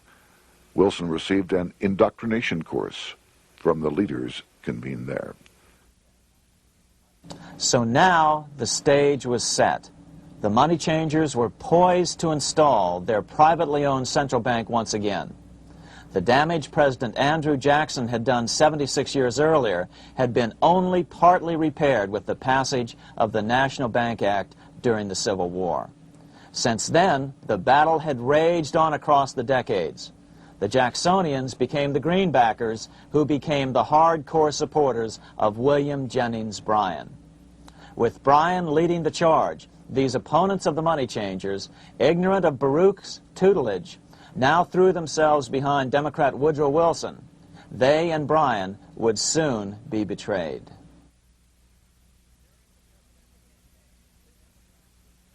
During the presidential campaign, the Democrats were careful to pretend to oppose the Aldrich bill. As Representative Lewis McFadden, himself a Democrat, as well as chairman of the House Banking and Currency Committee, explained it 20 years after the fact. The Aldrich bill was condemned in the platform. When Woodrow Wilson was nominated, the men who ruled the Democratic Party promised the people that if they were returned to power, there would be no central bank established here while they held the reins of government. 13 months later, that promise was broken, and the Wilson administration, under the tutelage of those sinister Wall Street figures who stood behind Colonel House, established here in our free country the worm-eaten, monarchical institution of the King's Bank, to control us from the top downward and to shackle us from the cradle to the grave. Once Wilson was elected, Morgan, Warburg, Baruch, and company advanced a new plan, which Warburg named the Federal Reserve System. The Democratic leadership hailed the new bill, called the Glass-Owen Bill, as something radically different from the Aldrich bill. But in fact, the bill was virtually identical in every important detail. In fact, so vehement were the Democratic denials of similarity that Paul Warburg, the father of both bills, had to step in to reassure his paid friends in Congress that the two bills were virtually identical. Brushing aside the external differences affecting the shells, we find the kernels of the two systems very closely resembling and related to one another. But that admission was for private consumption only. Publicly, the money trust trotted out Senator Aldrich and Frank Vanderlip, the president of Rockefeller's National City Bank of New York and one of the Jekyll Island Seven, to oppose the new Federal Reserve System. Years later, however, Vanderlip admitted in the Saturday Evening Post that the two measures were virtually identical. Although the Aldrich Federal Reserve Plan was defeated when it bore the name Aldrich, nevertheless, its essential points were all contained in the plan that finally was adopted. As Congress neared a vote, they called Ohio attorney Alfred Crozier to testify. Crozier noted the similarities between the Aldrich bill and the Glass-Owen bill. The bill grants just what Wall Street and the big banks for 25 years have been striving for: private instead of public control of currency. It, the Glass-Owen bill, does this as completely as the Aldrich bill. Both measures rob the government and the people of all effective control over the public's money and vest in the banks exclusively the dangerous power to make money among the people scarce or plenty. During the debate on the measure, senators complained that the big banks were using their financial muscle to influence the outcome. "There are bankers in this country who are enemies of the public welfare," said one senator. What an understatement. Despite the charges of deceit and corruption, the bill was finally snuck through the Senate on December 22, 1913, after most senators had left town for the holidays, after having been assured by the leadership that nothing would be done until long after the Christmas recess. On the day the bill was passed, Congressman Lindbergh prophetically warned his countrymen that this act establishes the most gigantic trust on earth. When the president signs this bill, the invisible government by the monetary power will be legalized. The people may not know it immediately, but the day of reckoning is only a few years removed. The worst legislative crime of the ages is perpetrated by this banking bill. On top of all this, only weeks earlier, Congress had finally passed a bill legalizing income tax. Why was the income tax law important? Because bankers finally had in place a system which would run up a virtually unlimited federal debt. How would the interest on this debt be repaid? Never mind the principal. Remember, a privately owned central bank creates the principal out of nothing. The federal government was small then. Up to then, it had subsisted merely on tariffs and excise taxes. No, just as with the Bank of England, the interest payments had to be guaranteed by direct taxation of the people. The money changers knew that if they had to rely on contributions from the states, eventually the individual state legislatures would revolt and either refuse to pay the interest on their own money or at least bring political pressure to bear to keep the debt small. It is interesting to note that in 1895, the Supreme Court had found a similar income tax law to be unconstitutional. The Supreme Court even found a corporate income tax law unconstitutional in 1909. As a result, Senator Aldrich hustled a bill for a constitutional amendment allowing income tax through the Congress. The proposed 16th Amendment to the Constitution was then sent to the state legislatures for approval. But some critics claim that the 16th Amendment was never ratified by the necessary 3/4 of the states. In other words, the 16th Amendment may not be legal. But the money changers were in no mood to debate the fine points.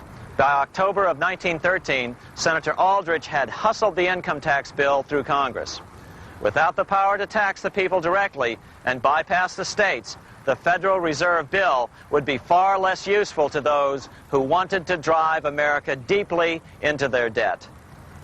A year after the passage of the Federal Reserve Bill, Congressman Lindbergh explained how the Fed created what we have come to call the business cycle and how they use it to their advantage. To cause high prices, all the Federal Reserve Board will do will be to lower the rediscount rate, producing an expansion of credit and a rising stock market. Then, when businessmen are adjusted to these conditions, it can check prosperity in mid-career by arbitrarily raising the rate of interest. It can cause the pendulum of a rising and falling market to swing gently back and forth by slight changes in the discount rate, or cause violent fluctuations by a greater rate variation. And in either case, it will possess inside information as to financial conditions and advanced knowledge of the coming change, either up or down. This is the strangest, most dangerous advantage ever placed in the hands of a special privileged class by any government that ever existed. The system is private, conducted for the sole purpose of obtaining the greatest possible profits from the use of other people's money. They know in advance when to create panics to their advantage. They also know when to stop panic.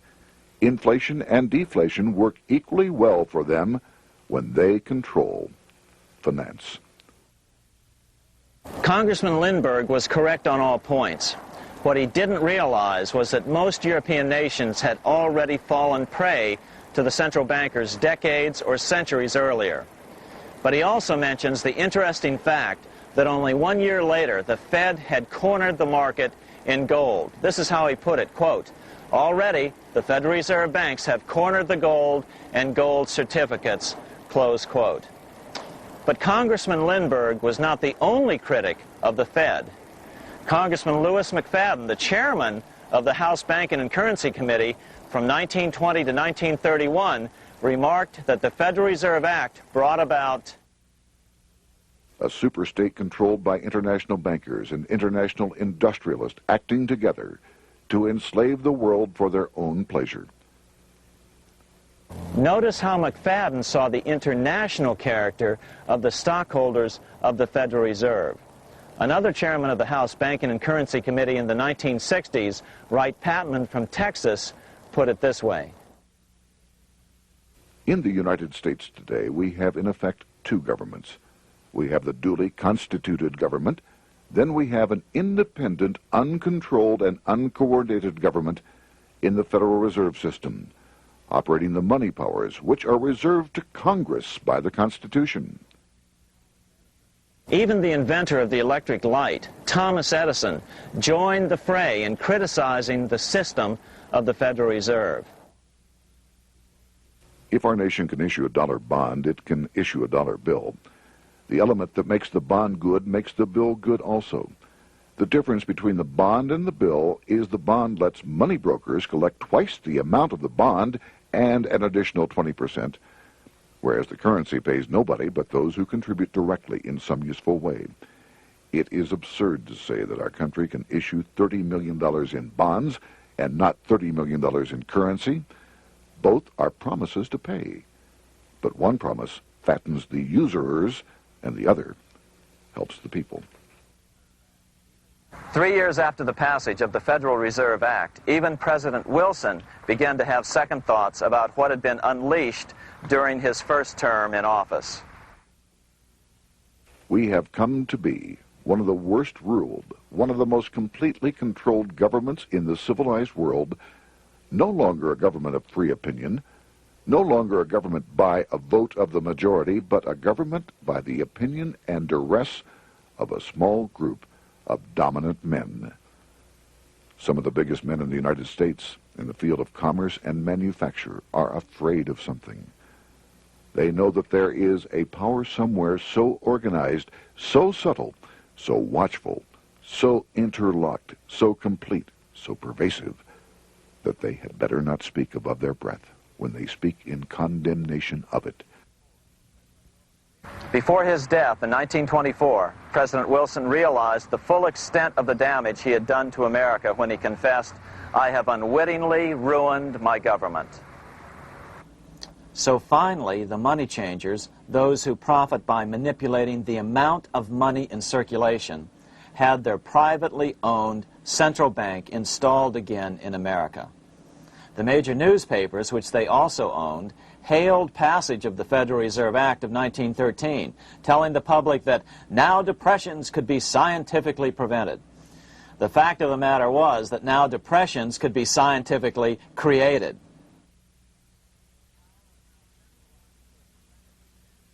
Power was now centralized to a tremendous extent. Now it was time for a war, a really big war. In fact, the First World War. Of course, to the central bankers, the political issues of war don't matter nearly as much as the profit potential, and nothing creates debts like warfare. England was the best example at that time. During the 119-year period between the founding of the Bank of England and Napoleon's defeat at Waterloo, England had been at war for 56 years, and much of the remaining time she'd been preparing for war. In World War I, the German Rothschilds loaned money to the Germans, the British Rothschilds loaned money to the British, and the French Rothschilds loaned money to the French. In America, J.P. Morgan was the sales agent for war materials to both the British and the French. In fact, 6 months into the war, Morgan became the largest consumer on earth, spending $10 million a day. His offices here at 23 Wall Street were mobbed by brokers and salesmen trying to cut a deal. In fact, it got so bad that the bank had to post guards at every door and at the partners' homes as well. Many other New York bankers made out as well from the war. President Wilson appointed Bernard Baruch to head the War Industries Board. According to historian James Perloff, both Baruch and the Rockefellers profited by some $200 million during the war.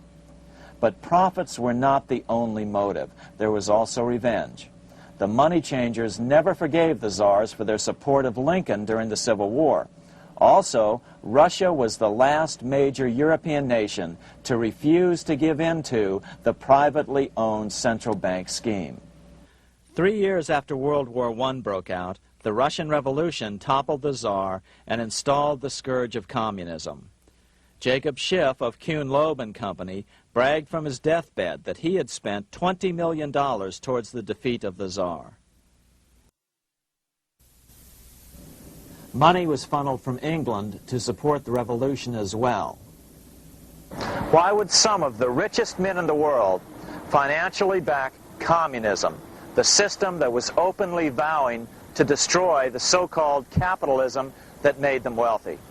Researcher Gary Allen explained it this way. If one understands that socialism is not a share the wealth program, but is in reality a method to consolidate and control the wealth, then the seeming paradox of super-rich men promoting socialism becomes no paradox at all. Instead, it becomes logical, even the perfect tool of power-seeking megalomaniacs. Communism, or more accurately socialism, is not a movement of the downtrodden masses, but of the economic elite. As W. Cleon Skousen put it, In his 1970 book, The Naked Capitalist, Power from any source tends to create an appetite for additional power. It was almost inevitable that the super-rich would one day aspire to control not only their own wealth, but the wealth of the whole world.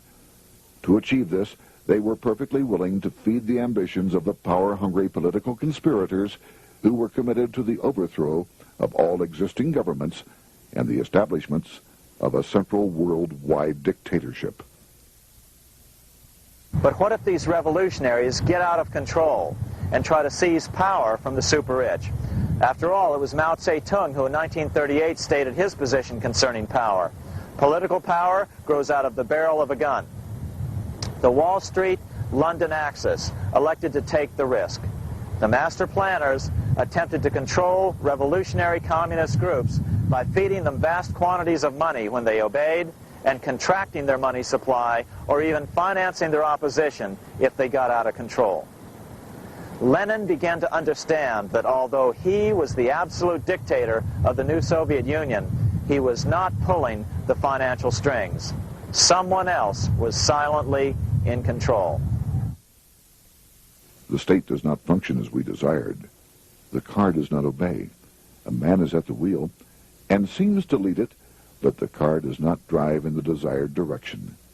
It moves as another force wishes.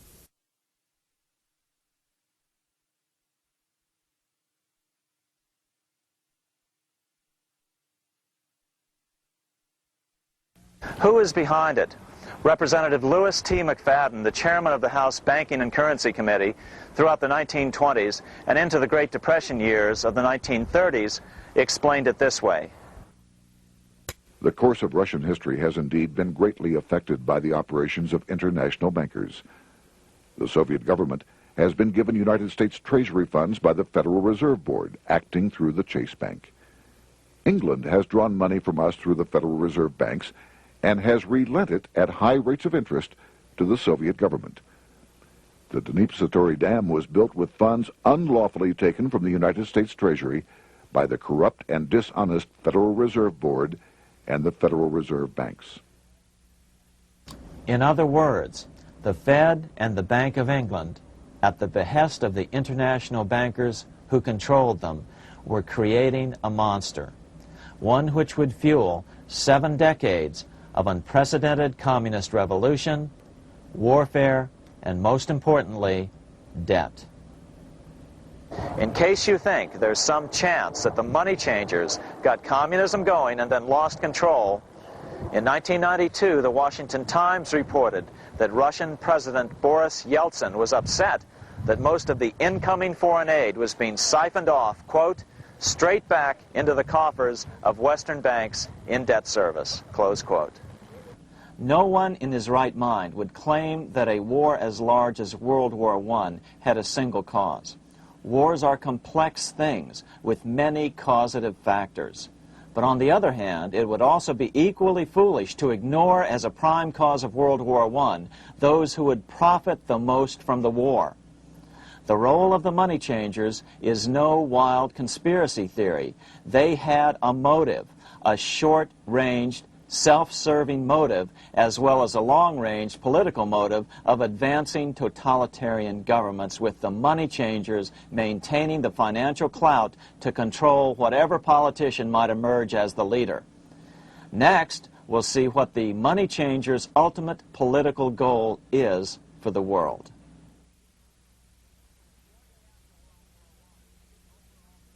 Shortly after World War I, the overall political agenda of the money changers began to be clear.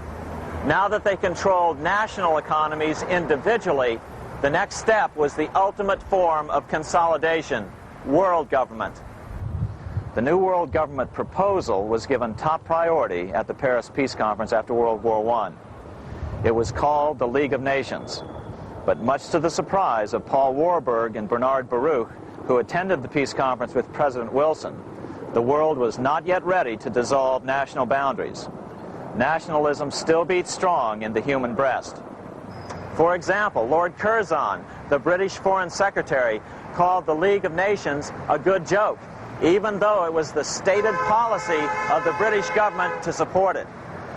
To the humiliation of President Wilson, the U.S. Congress wouldn't ratify the League either, despite the fact that it had been ratified by many other nations. Without money flowing from the U.S. Treasury, the League died. After World War I, the American public had grown tired of the internationalist policies of Democrat Woodrow Wilson. In the presidential election of 1920, Republican Warren Harding won a landslide victory with over 60% of the vote. Harding was an ardent foe of both Bolshevism and the League of Nations. His election, which opened a 12-year run of Republican presidents in the White House, led to an unprecedented era of prosperity known as the Roaring Twenties. Despite the fact that the war had brought America a debt 10 times larger than its Civil War debt, still the American economy surged. Gold had poured into the country during the war, and it continued to do so afterwards. In the early 1920s, the governor of this bank, the Federal Reserve Bank of New York, a man named Benjamin Strong, met frequently with the secretive and eccentric governor of the Bank of England, Montague Norman. Norman was determined to replace the gold England had lost to the U.S. during World War I and return the Bank of England to its former position of dominance in world finance. On top of that, rich with gold, the American economy might get out of control again, just like it had done after the Civil War. During the next 8 years, under the presidencies of Harding and Coolidge, the huge federal debt built up during World War I was cut by 38%, down to $16 billion, the greatest percentage drop in U.S. history. During the election of 1920, Warren Harding and Calvin Coolidge ran against James Cox, the governor of Ohio, and the little-known Franklin D. Roosevelt, who had previously risen to no higher post than President Wilson's Assistant Secretary of the Navy. After his inauguration, Harding moved quickly to formally kill the League of Nations. Then he quickly moved to reduce domestic taxes while raising tariffs to record heights. Now, this was a revenue policy of which most of the Founding Fathers would certainly have approved. His second year in office, Harding took ill on a train trip in the West and suddenly died. Although no autopsy was performed, the cause was said to be either pneumonia or food poisoning. When Coolidge took over, he continued Harding's domestic economic policy of high tariffs on imports while cutting income taxes. As a result, the economy grew at such a rate that net revenue still increased. Now that had to be stopped. So just as they'd done so frequently before, the money changers decided it was time to crash the American economy. The Federal Reserve began flooding the country with money. They increased the money supply by 62% during these years. Money was plentiful. This is why it was known as the Roaring Twenties. Before his death in 1919, former President Teddy Roosevelt warned the American people what was going on. As reported in the March 27, 1922 edition of the New York Times, Roosevelt said, "These international bankers and Rockefeller Standard Oil interests control the majority of newspapers and the columns of these papers to club into submission or drive out of public office officials who refuse to do the bidding of the powerful, corrupt cliques which compose the invisible government." Just one day before, in the New York Times, the mayor of New York, John Hylan, quoted Roosevelt and blasted those he saw as taking control of America, its political machinery, and its press. The warning of Theodore Roosevelt has much timeliness today, for the real menace of our republic is this invisible government which, like a giant octopus, sprawls its slimy length over city, state, and nation. It seizes in its long and powerful tentacles our executive officers, our legislative bodies, our schools, our courts, our newspapers, and every agency created for the public protection.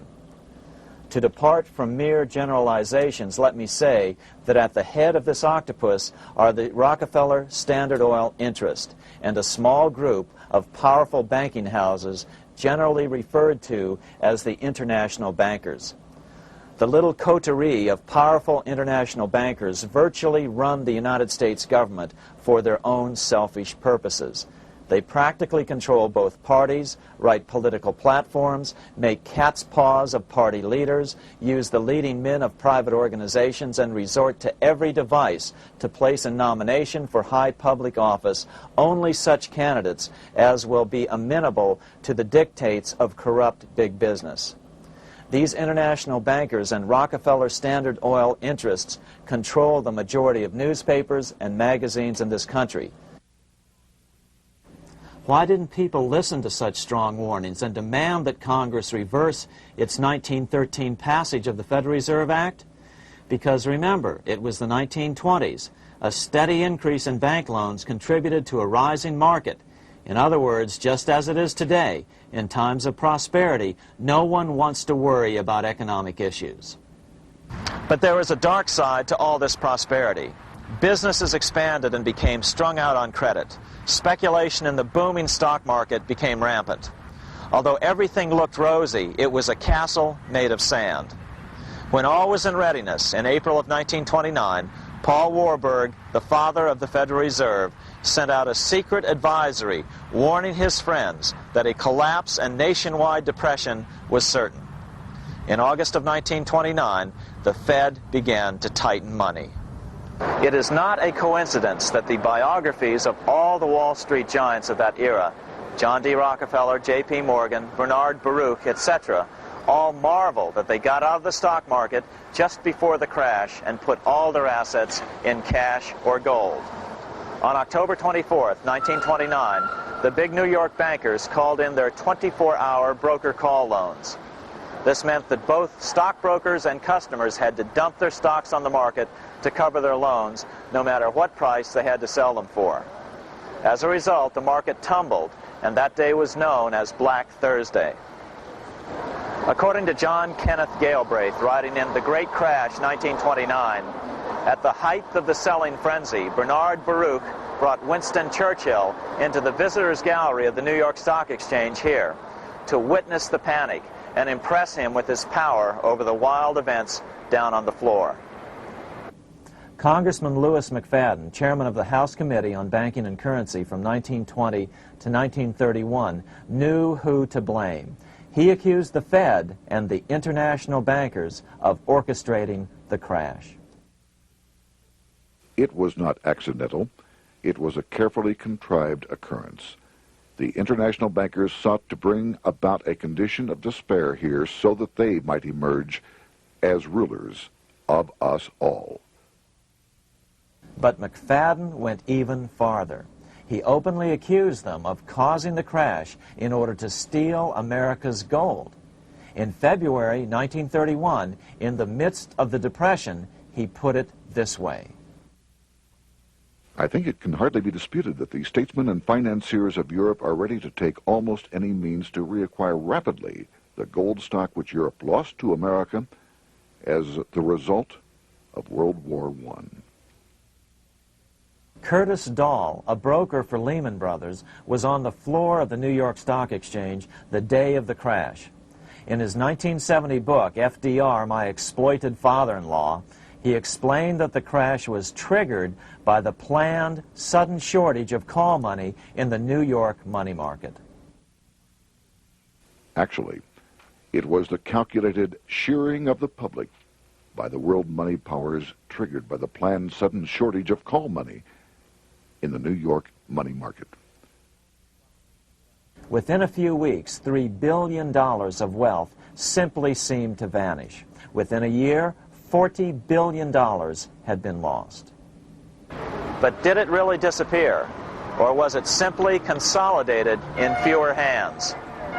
And what did the Federal Reserve do? Instead of moving to help the economy out by quickly lowering interest rates to stimulate the economy, the Fed continued to brutally contract the money supply further, deepening the Depression.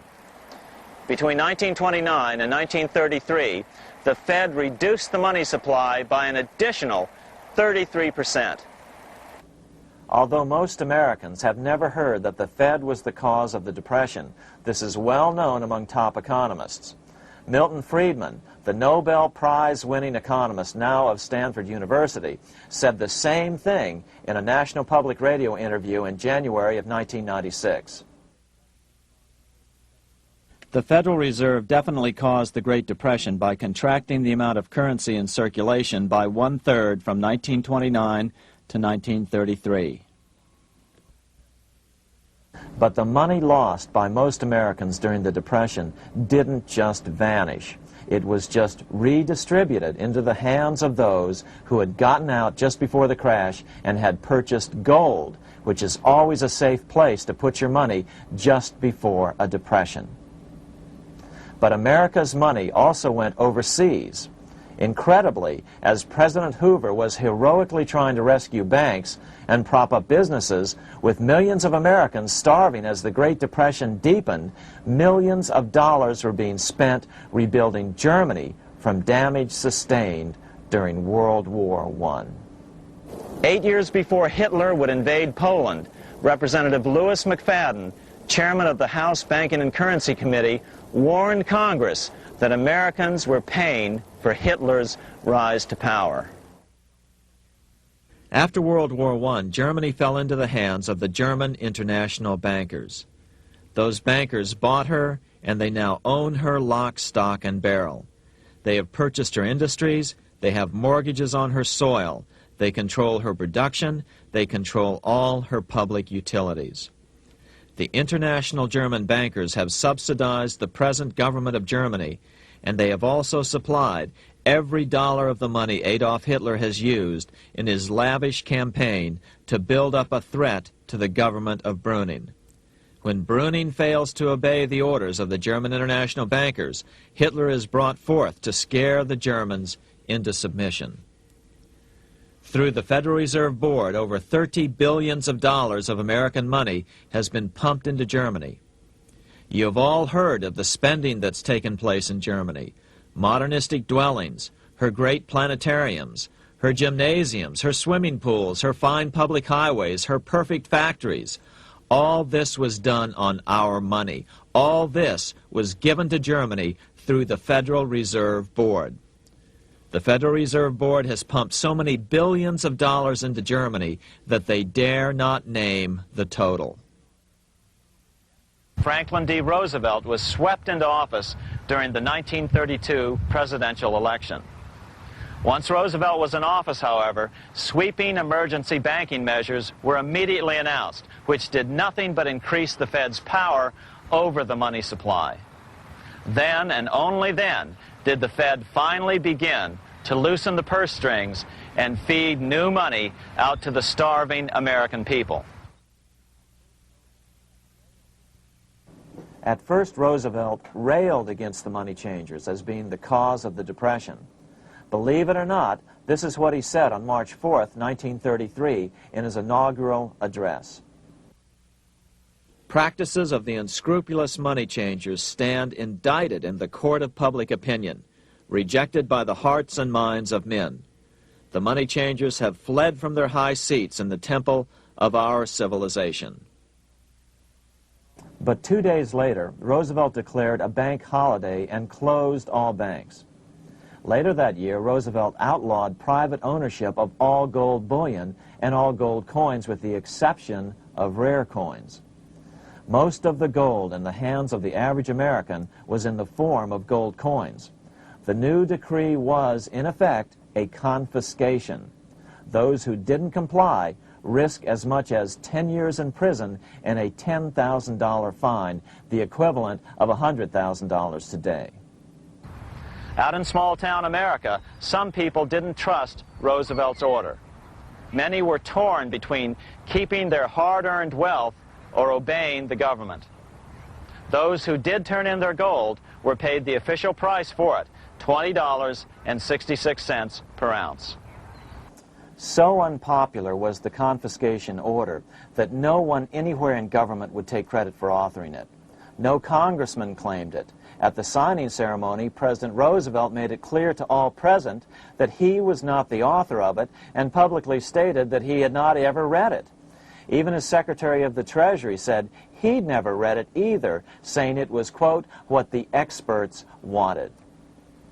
Roosevelt convinced the public to give up their gold by saying that pooling the nation's resources was necessary to get America out of the Depression.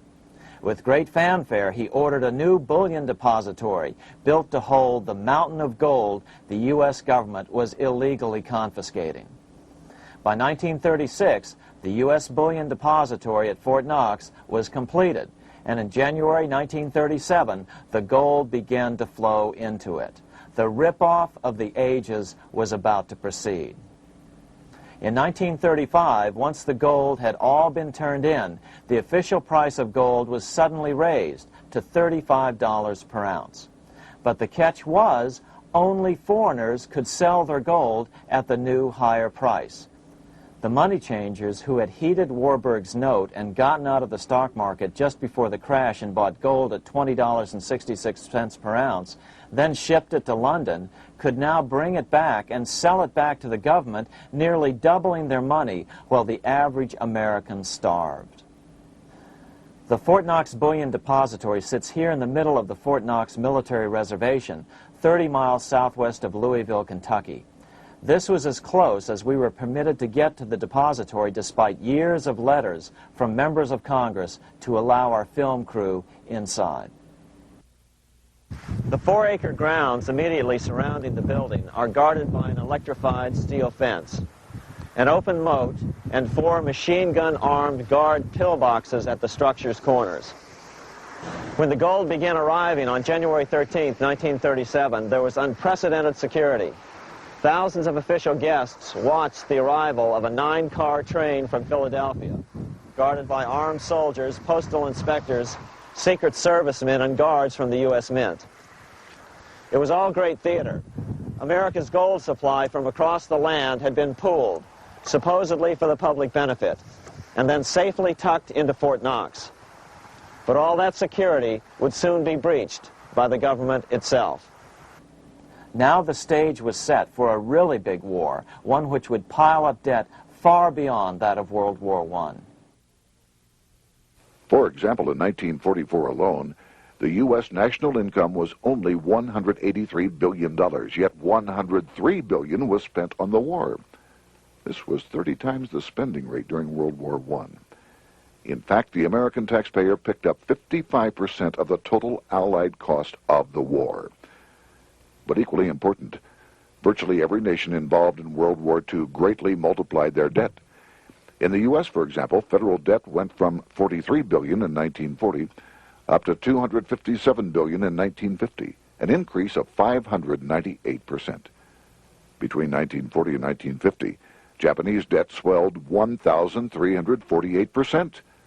French debt grew 583%, and Canadian debt soared 417%.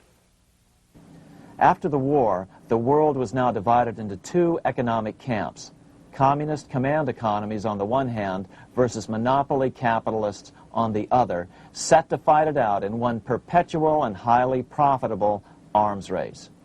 It was finally time for the central bankers to embark in earnest on their 3-step plan to centralize the economic systems of the entire world and finally bring about their global government or New World Order. The phases of this plan were: Step 1, central bank domination of national economies worldwide. Step 2, centralized regional economies through organizations such as the European Monetary Union and regional trade unions such as NAFTA. Step 3, centralize the world economy through a world central bank, a world money, and ending national independence through abolition of all tariffs by treaties like GATT. Step 1 was completed long ago. Steps 2 and 3 are far advanced, nearing completion. What about gold? Among central banks, the largest holder of gold is now the IMF. It and central banks now control 2/3 of the world's gold supply, giving them the ability to manipulate the gold market. Remember the money changer's golden rule: he who has the gold makes the rules. But before we get into solutions to our problem, let's take a look at what happened to all that gold in Fort Knox. Because if we don't understand that the gold has been stolen, we'll allow ourselves to be stampeded into the wrong solution: a gold-backed currency. Most Americans still believe that the gold is still here at Fort Knox.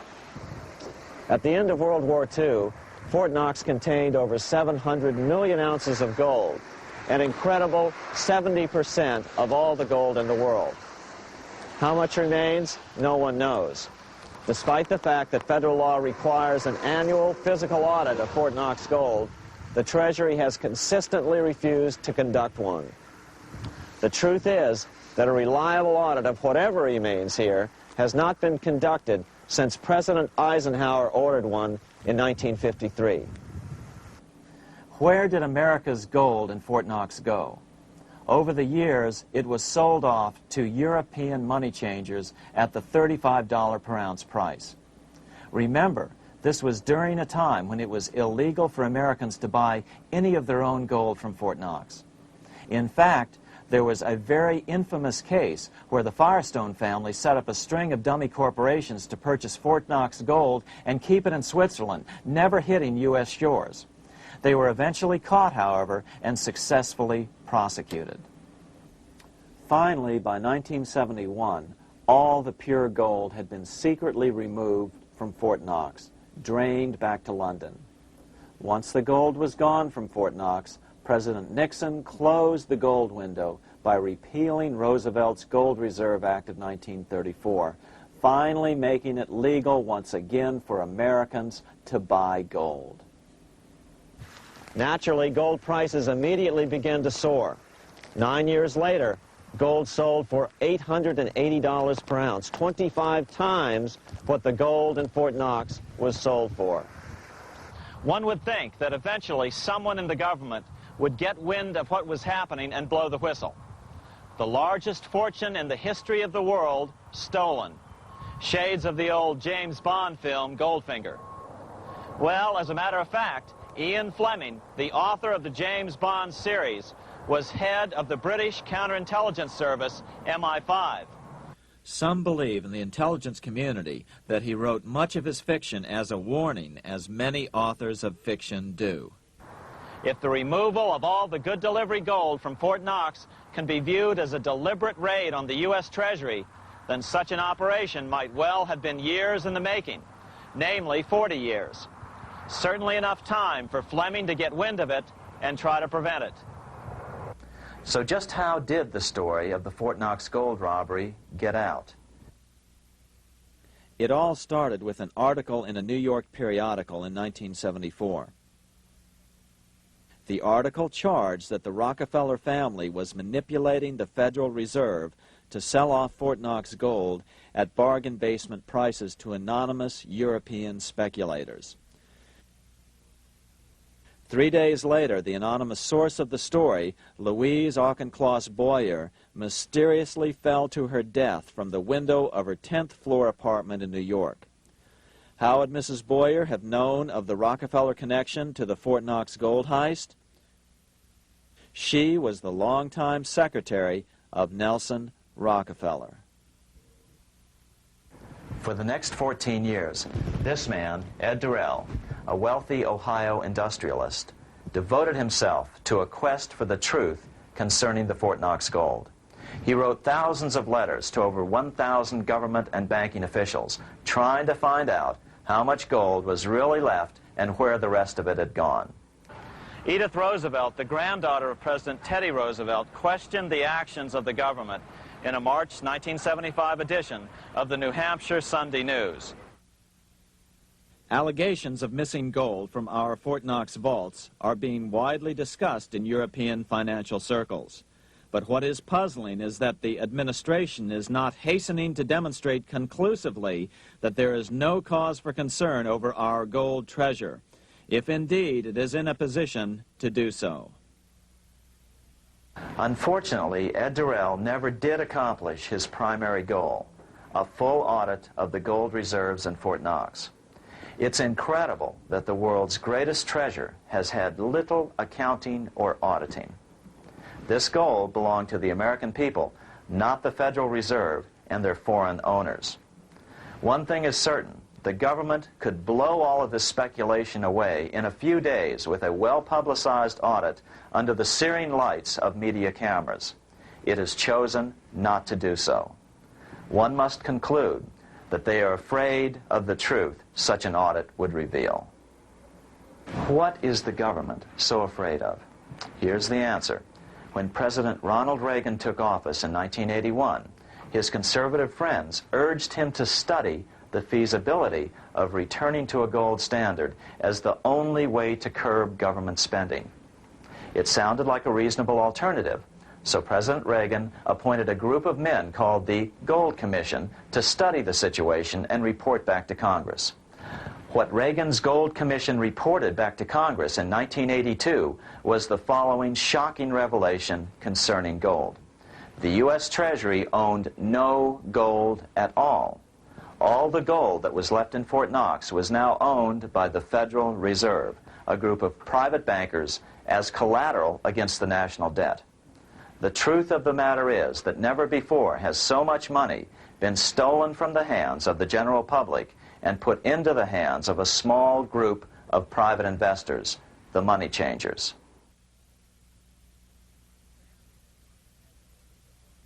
I'm standing in front of the headquarters of the International Monetary Fund located in Washington, D.C. Across the street, right over there, is the headquarters of the World Bank.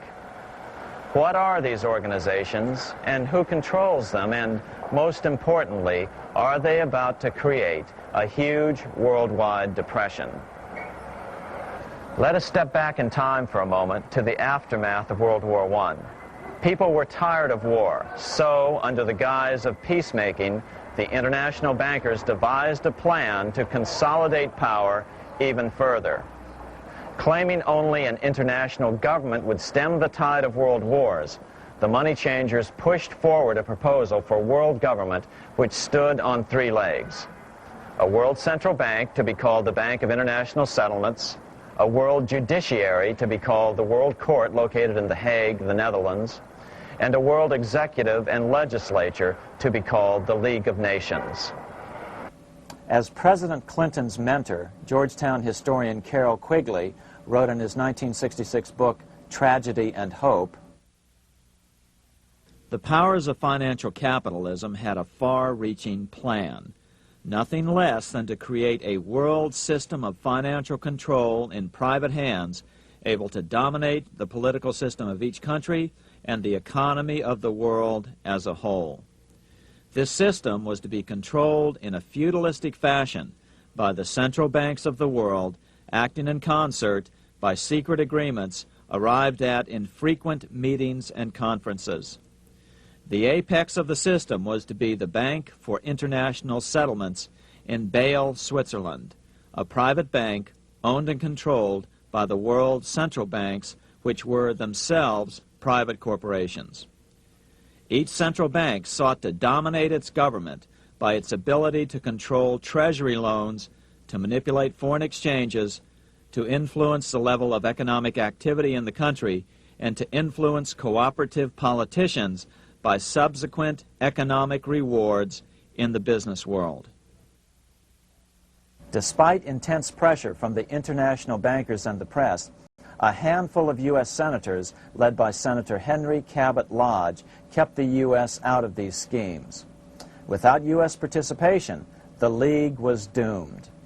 Incredibly, even though the U.S. rejected the World Central Bank, the BIS, the New York Federal Reserve ignored its government and arrogantly sent representatives to Switzerland to participate in the central bankers' meeting right up until 1994, when the U.S. was finally officially dragged into it.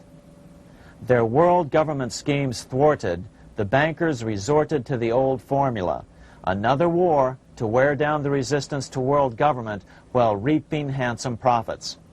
To this end, Wall Street helped resurrect Germany through the Thyssen banks, which were affiliated with the Harriman interest in New York, just as the Chase Bank had assisted in the financing of the Bolshevik Revolution in Russia during World War I. Chase Bank was controlled by the Rockefeller family. Subsequently, it was merged with Warburg's Manhattan Bank to form the Chase Manhattan Bank. Now this has merged with Chemical Bank of New York, making it the largest Wall Street bank. Their strategy worked.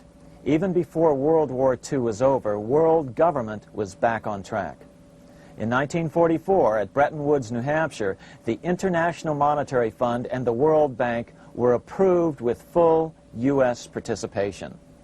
The Second League of Nations, renamed the United Nations, was approved in 1945.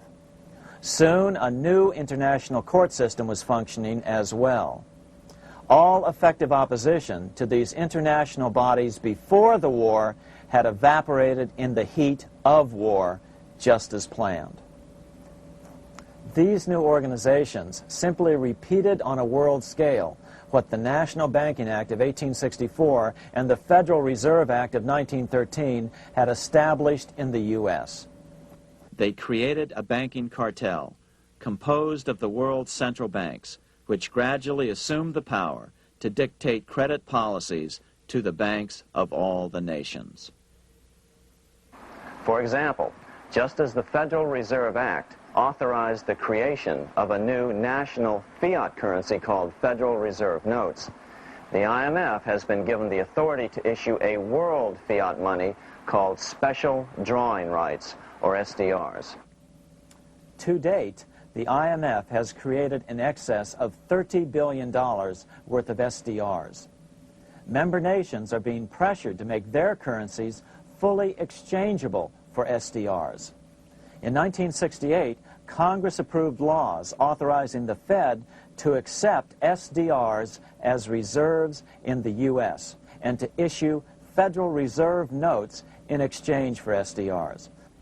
What does that mean? It means that in the U.S., SDRs are already a part of our lawful money. And what about gold? SDRs are already partially backed by gold. And with 2/3 of world gold now in the hands of central banks, the money changers can go about structuring the world's economic future in whichever way they deem most profitable. Keep in mind, just as the Fed is controlled by its Board of Governors, the IMF is controlled by its Board of Governors, which are either the heads of the different central banks or the heads of the various national treasury departments dominated by their central banks. Voting power in the IMF gives the U.S. and the U.K., that is to say the Fed and the Bank of England, effective control. Just as the Fed controls the amount of money in the U.S., the BIS, IMF, and World Bank control the money supply for the world. So we see the repetition of the old goldsmiths fraud replicated on the national scale with central banks like the Fed and on the international scale by the three arms of the world central bank. Is this organization of the BIS, the IMF, and the World Bank, which we refer to collectively as the World Central Bank, presently expanding and contracting world credit? Yes. Regulations put into effect in 1988 by the BIS required the world's bankers to raise their capital and reserves to 8% of liabilities by 1992. Increased capital requirements put an upper limit to the fractional reserve lending, similar to the way cash reserve requirements do. What has this seemingly insignificant regulation made in a Swiss city 8 years ago meant to the world? It means our banks cannot loan more and more money to buy more and more time before the next depression, as a maximum loan ratio is now set. It means those nations with the lowest bank reserves in their systems have already felt the terrible effects of this credit contraction as their banks scrambled to raise money to increase their reserves to 8%. To raise the money, they had to sell stocks, which depressed their stock markets and began the depression first in their countries.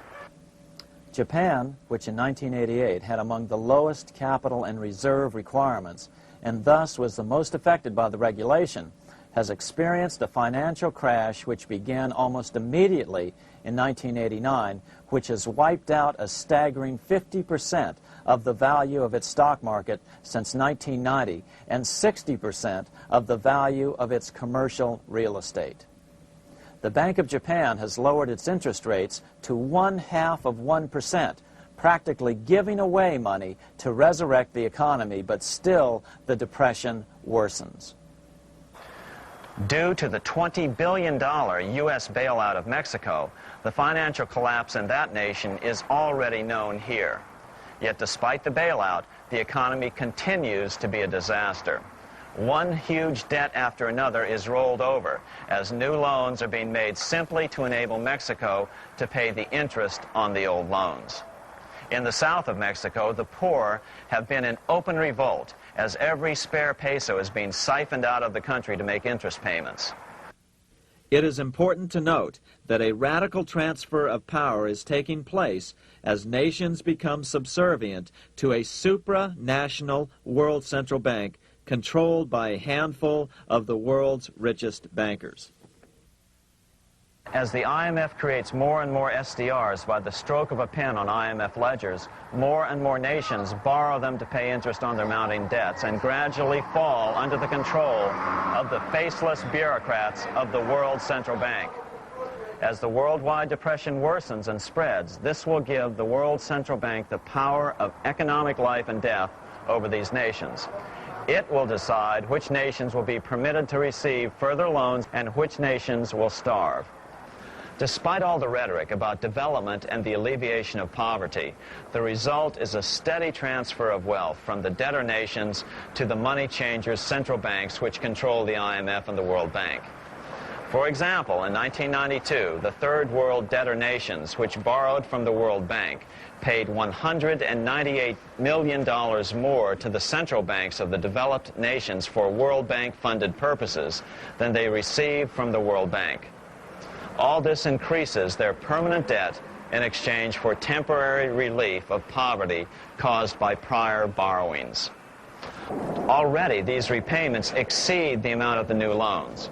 By 1992, Africa's external debt had reached $290 billion, 2.5 times greater than in 1980, resulting in skyrocketing infant mortality rates and unemployment, deterioration of schools, housing, and the general health of the people. The entire world faces the immeasurable suffering already destroying the third world and now Japan, all for the benefit of the money changers. As one prominent Brazilian politician put it, "The Third World War has already started. It is a silent war, not for that reason any less sinister. The war is tearing down Brazil, Latin America, and practically all the Third World. Instead of soldiers dying, there are children. It is a war over the Third World debt, one which has as its main weapon interest, a weapon more deadly than the atom bomb, more shattering than a laser beam."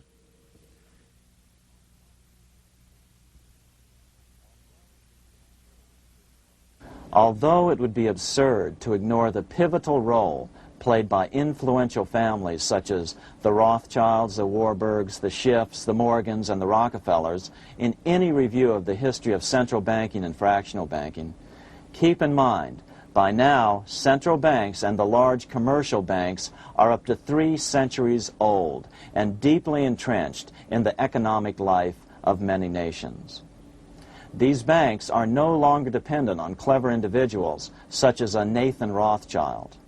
Years ago, the question of ownership was important, but no longer. For example, both the Bank of England and the Bank of France were nationalized after World War II, and nothing changed, nothing at all. They endure and continue to grow, now protected by numerous laws, paid politicians, and mortgaged media, untouched by the changing of generations. 3 centuries have given them an aura of respectability. The old school tie is now worn by the 6th generation son, who's been raised in a system that he may never question as he is named to serve on the governing boards of countless philanthropic organizations. To focus attention today on individuals or families, or to attempt to sort out the current holders of power, serves little useful purpose and would be a distraction from the cure. The problem is far bigger than that. It is the corrupt banking system that was and is being used to consolidate vast wealth into fewer and fewer hands that is our current economic problem. Change the names of the main players now, and the problem will neither go away nor even miss a beat. Likewise, among the hordes of bureaucrats working in the World Bank, central banks, and international banks, only a tiny fraction have any idea of what's really going on. No doubt they'd be horrified to learn that their work is contributing to the terrible impoverishment and gradual enslavement of mankind to a few incredibly rich plutocrats. So really, there's no use in emphasizing the role of individuals anymore. And the problem even transcends the normal spectrum of political right and left. Both communism and socialism, as well as monopoly capitalism, have been used by the money changers. Today, they profit from either side of the new political spectrum. The big government welfare state on the so-called left wing versus the neoconservative laissez-faire capitalists who want big government totally out of their lives on the right wing. Either way, the bankers win. Monetary reform is the most important political issue facing this nation. That clarified, let's proceed to the conclusions in the spirit Lincoln declared, with malice towards none, with charity towards all. At the start of this video, we ask a number of troubling questions. Let's be sure we've answered them. What's going on in America today? Why are we over our heads in debt? Why can't the politicians bring debt under control? Why are we over our heads in debt? Because we're laboring under a debt money system that is designed and controlled by private bankers. Now, some will argue that the Federal Reserve System is a quasi-governmental agency. But the President appoints only 2 of the 7 members of the Federal Reserve Board of Governors every 4 years. And he appoints them to 14-year terms, far longer than his own. The Senate does confirm those appointments, but the whole truth is that the President wouldn't dare appoint anyone to that board of whom Wall Street does not approve. Of course, this does not preclude the possibility that some honorable men may be appointed to the Board of Governors. But the fact is that the Fed is specifically designed to operate independently of our government, as are nearly all other central banks.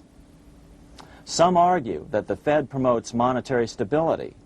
We saw the current head of the Bank of England, Eddie George, claim that this was the most important role of a central bank.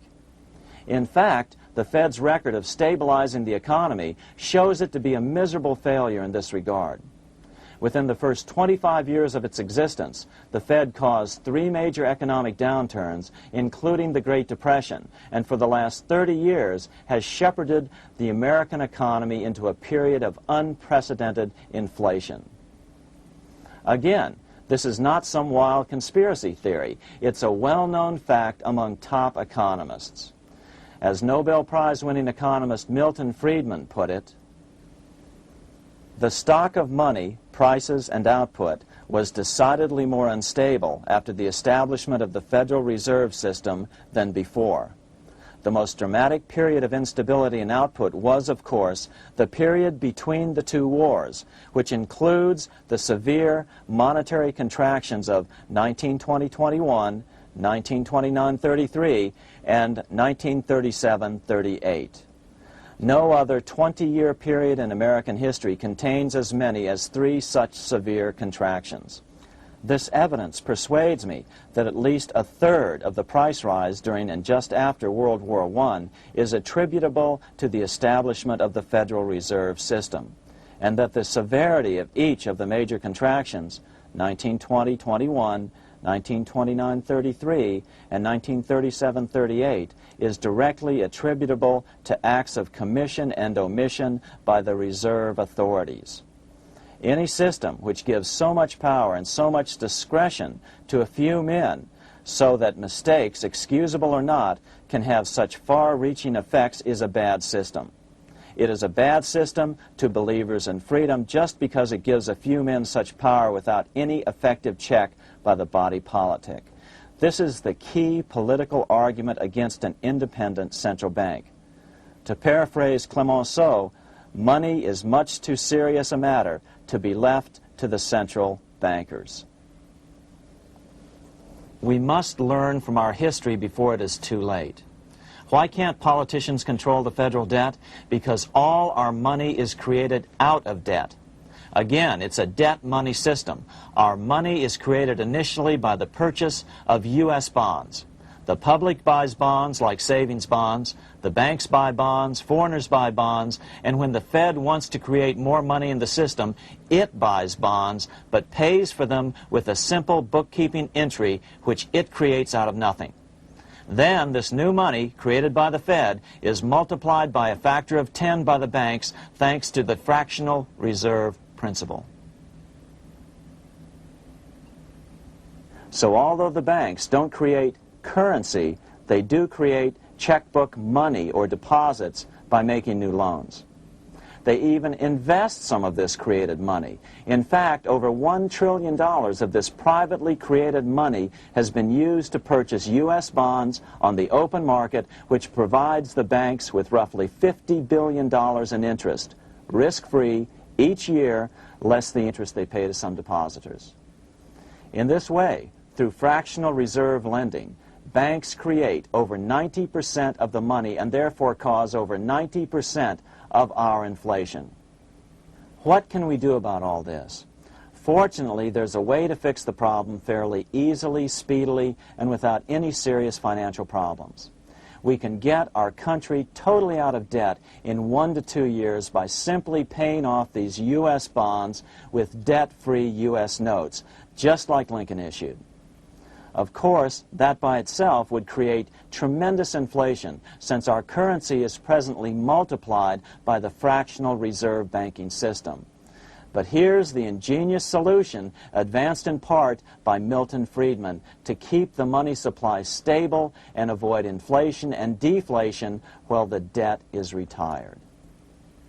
As the Treasury buys up its bonds on the open market with U.S. notes, the reserve requirements of your hometown local bank will be proportionally raised, so the amount of money in circulation remains constant. As those holding bonds are paid off in U.S. notes, they will deposit this money, thus making available the currency then needed by the banks to increase their reserves. Once all the U.S. bonds are replaced with U.S. notes, banks will be at 100% reserve banking instead of the fractional reserve system currently in use. From this point on, the former Fed buildings will only be needed as a central clearinghouse for checks and as vaults for U.S. notes. The Federal Reserve Act will no longer be necessary and could be repealed. Monetary power can be transferred back to the Treasury Department. There would be no further creation or contraction of money by banks.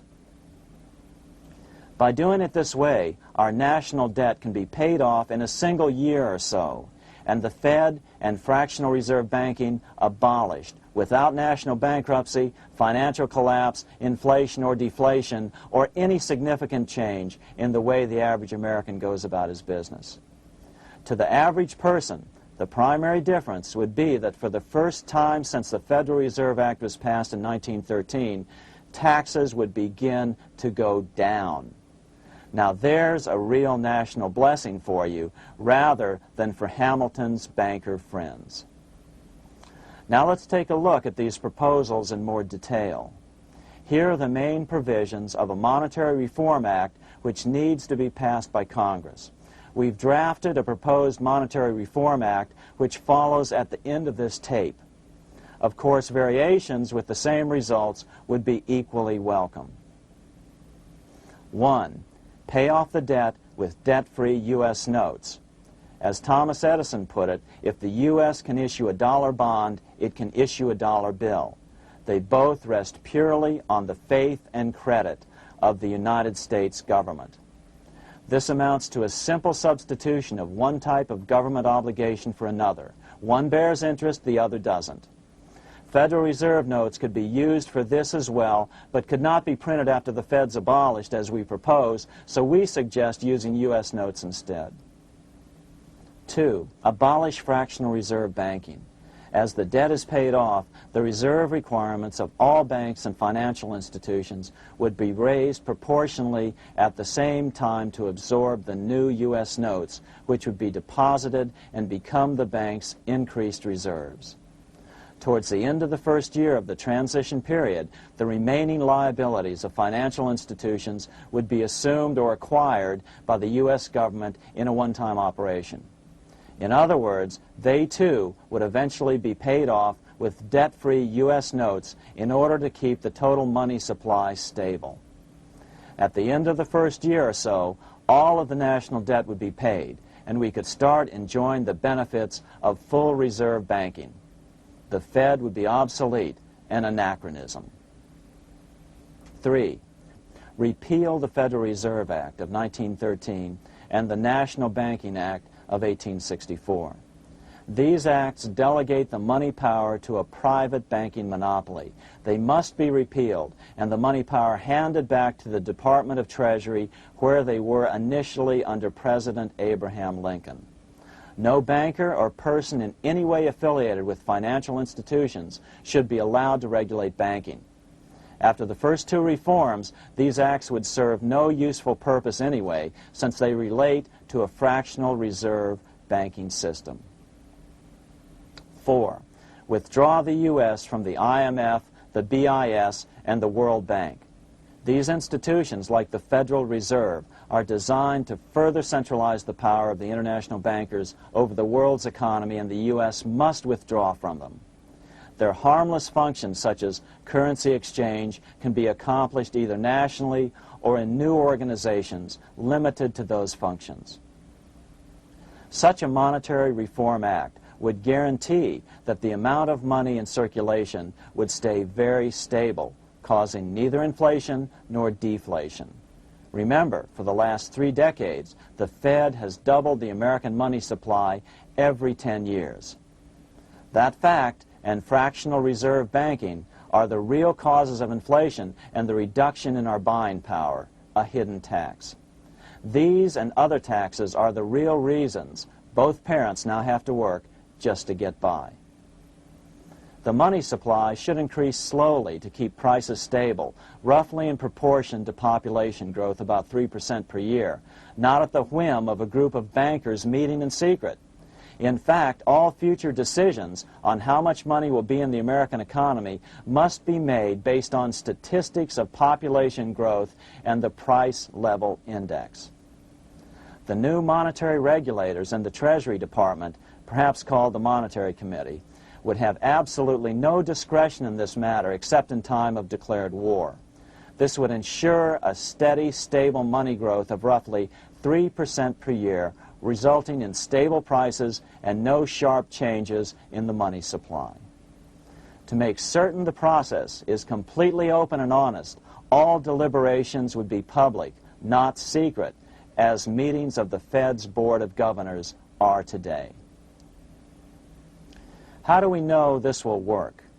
Because these steps remove the 2 major causes of economic instability, the Fed and fractional reserve banking, and the newest one as well, the BIS, Bank of International Settlements. But most importantly, the danger of a severe depression would be eliminated.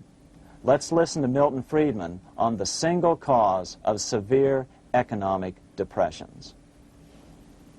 I know of no severe depression in any country or any time that was not accompanied by a sharp decline in the stock of money, and equally of no sharp decline in the stock of money that was not accompanied by a severe depression.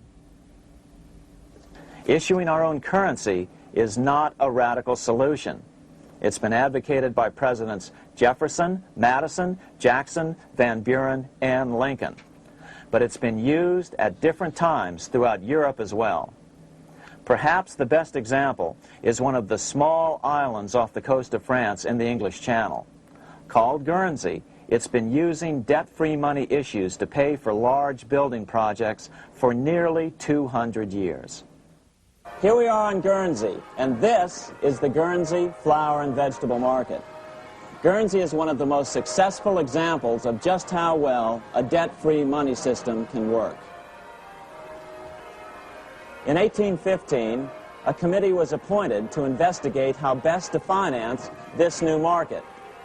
The impoverished island could not afford more new taxes, so the state's fathers decided to try a revolutionary idea: issue their own paper money. They were just colorful paper notes, backed by nothing, but the people of this tiny island agreed to accept them and trade with them. To be sure they circulated widely, they were declared to be good for the payment of taxes. Of course, this idea was nothing new. It was exactly what America had done before the American Revolution, and there are many other examples throughout the world. But it was new to Guernsey, and it worked miracles. This market is still in use, and remember, it was built for no debt to the people of this island state. But what if we follow Guernsey's example? How would the bankers react to these reforms? Certainly the international bankers' cartel will oppose reforms that do away with their control of the world's economies as they have in the past. But it is equally certain that Congress has the constitutional authority and responsibility to authorize the issuance of debt-free money, U.S. notes, and to reform the very banking laws it ill-advisedly enacted.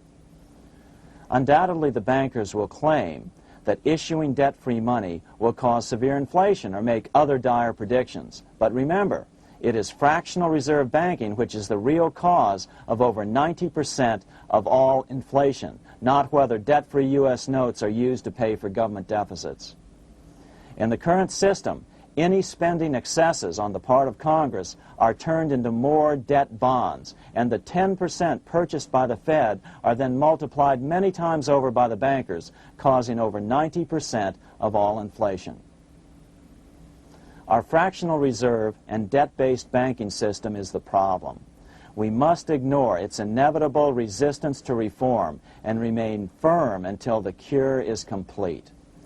As the director of the Bank of England in the 1920s, Sir Josiah Stamp put it, referring to this modern fractional reserve banking system, banking is conceived in iniquity and born in sin.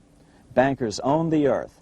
Take it away from them, but leave them the power to create money and control credit, and with the flick of a pen, they will create enough money to buy it back again. Take this great power away from the bankers, and all great fortunes like mine will disappear, and they ought to disappear, for this would be a better and happier world to live in. But if you want to continue the slaves of bankers and pay the cost of your own slavery, let them continue to create money and to control credit. Americans are slowly figuring this out.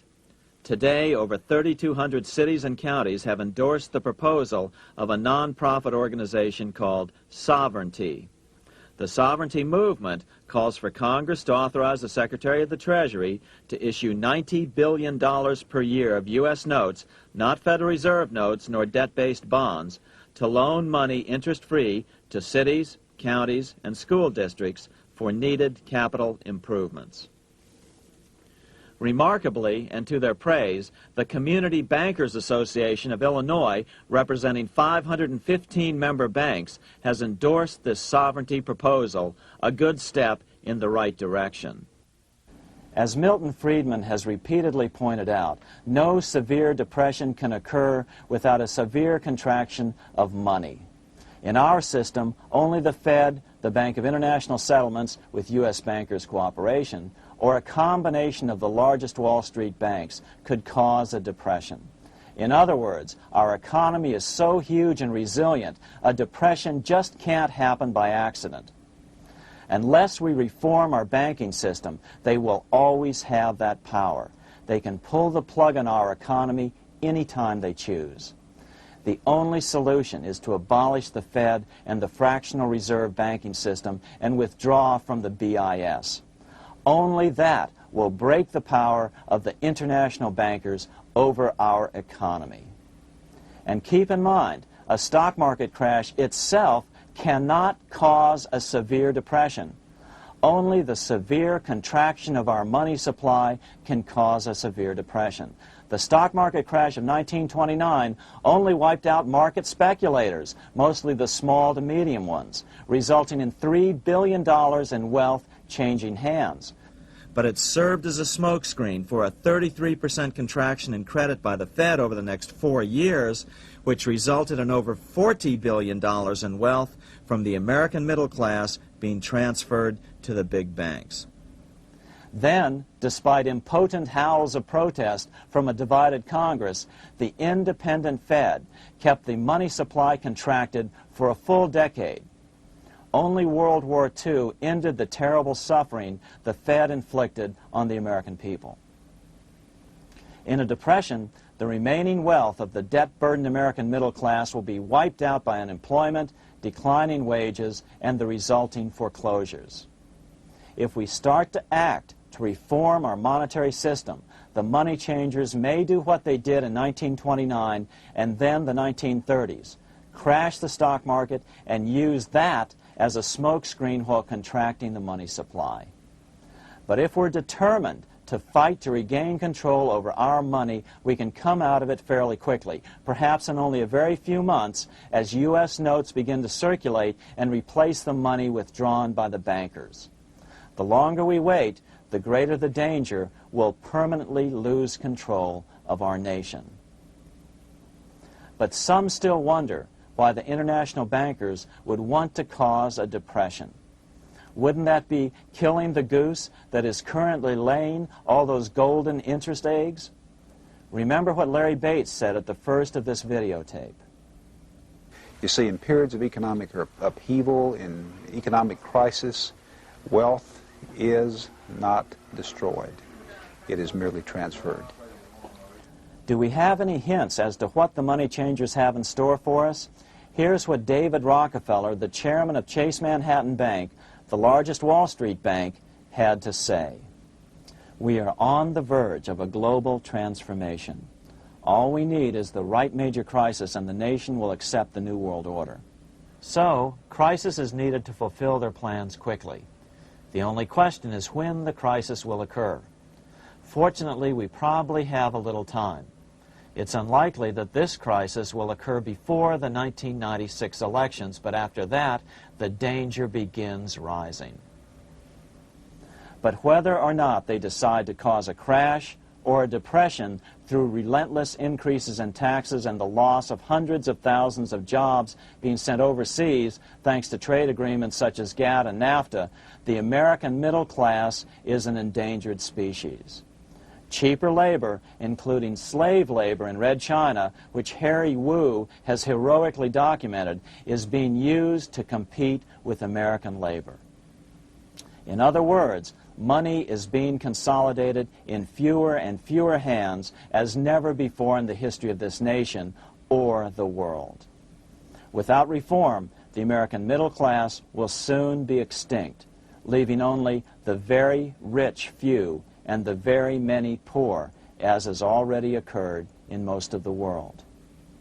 We've been warned of all this by congressmen, presidents, industrialists, and economists down through the years. Religious leaders, too, have seen the danger. About 1898, during the time of William Jennings Bryan, Pope Leo XIII put it this way. On the one side, there is the party which holds the power because it holds the wealth, which has in its grasp all labor and all trade, which manipulates for its own benefit and its own purposes all the sources of supply, and which is powerfully represented in the councils of state itself. On the other side, there is the needy and powerless multitude, sore and suffering. Rapacious usury, which, although more than once condemned by the Church, is nevertheless under a different form, but with the same guilt, still practiced by avaricious and grasping men, so that a small number of very rich men have been able to lay upon the masses of the poor a yoke little better than slavery itself. More recently, during America's Great Depression, Pope Pius XI spoke of the same problem. In our days, not alone is wealth accumulated, but immense power and despotic economic domination is concentrated in the hands of a few. This power becomes particularly irresistible when exercised by those who, because they hold and control money, are able also to govern credit and determine its allotment. For this reason, supplying, so to speak, the lifeblood to the entire economic body and grasping, as it were, in their hands the very soul of the economy, so that no one dare breathe against their will. Educate your friends. Our country needs a solid group who really understand how our money is manipulated and what the solutions really are. Because if a depression comes, there will be those who call themselves conservatives who will come forward advancing solutions framed by the international bankers. Beware of calls to return to a gold standard. Why? Simple, because never before has so much gold been so concentrated outside of American hands. And never before has so much gold been in the hands of international governmental bodies such as the World Bank and International Monetary Fund.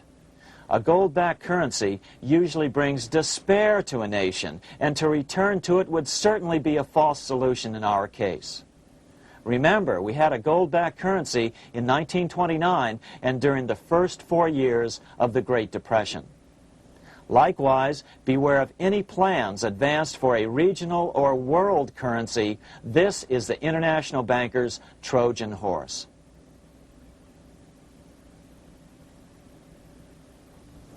Educate your member of Congress.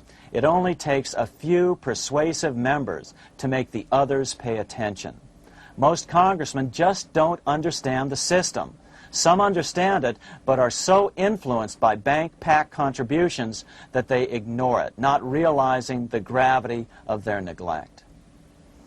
We hope we've made a valuable contribution to the national debate on monetary reform. It remains for each man to do his duty, consistent with his state in life. May God give us the light to help reform our nation and ourselves. We say ourselves because ultimately vast multitudes of men are going to be driven more and more to desperation by the accumulation of the world's wealth in fewer and fewer hands. Men will tend to become like their oppressors, selfish and greedy. Rather, let's keep in mind during this period of reform a warning not to lose sight of greater things, as Pope Pius XI put it. For what will it profit men that a more prudent distribution and use of riches make it possible for them to gain even the whole world, if thereby they suffer the loss of their own souls? What will it profit to teach them sound principles in economics, if they permit themselves to be so swept away by selfishness, by unbridled and sordid greed, that hearing the commandments of the Lord, they do all things contrary?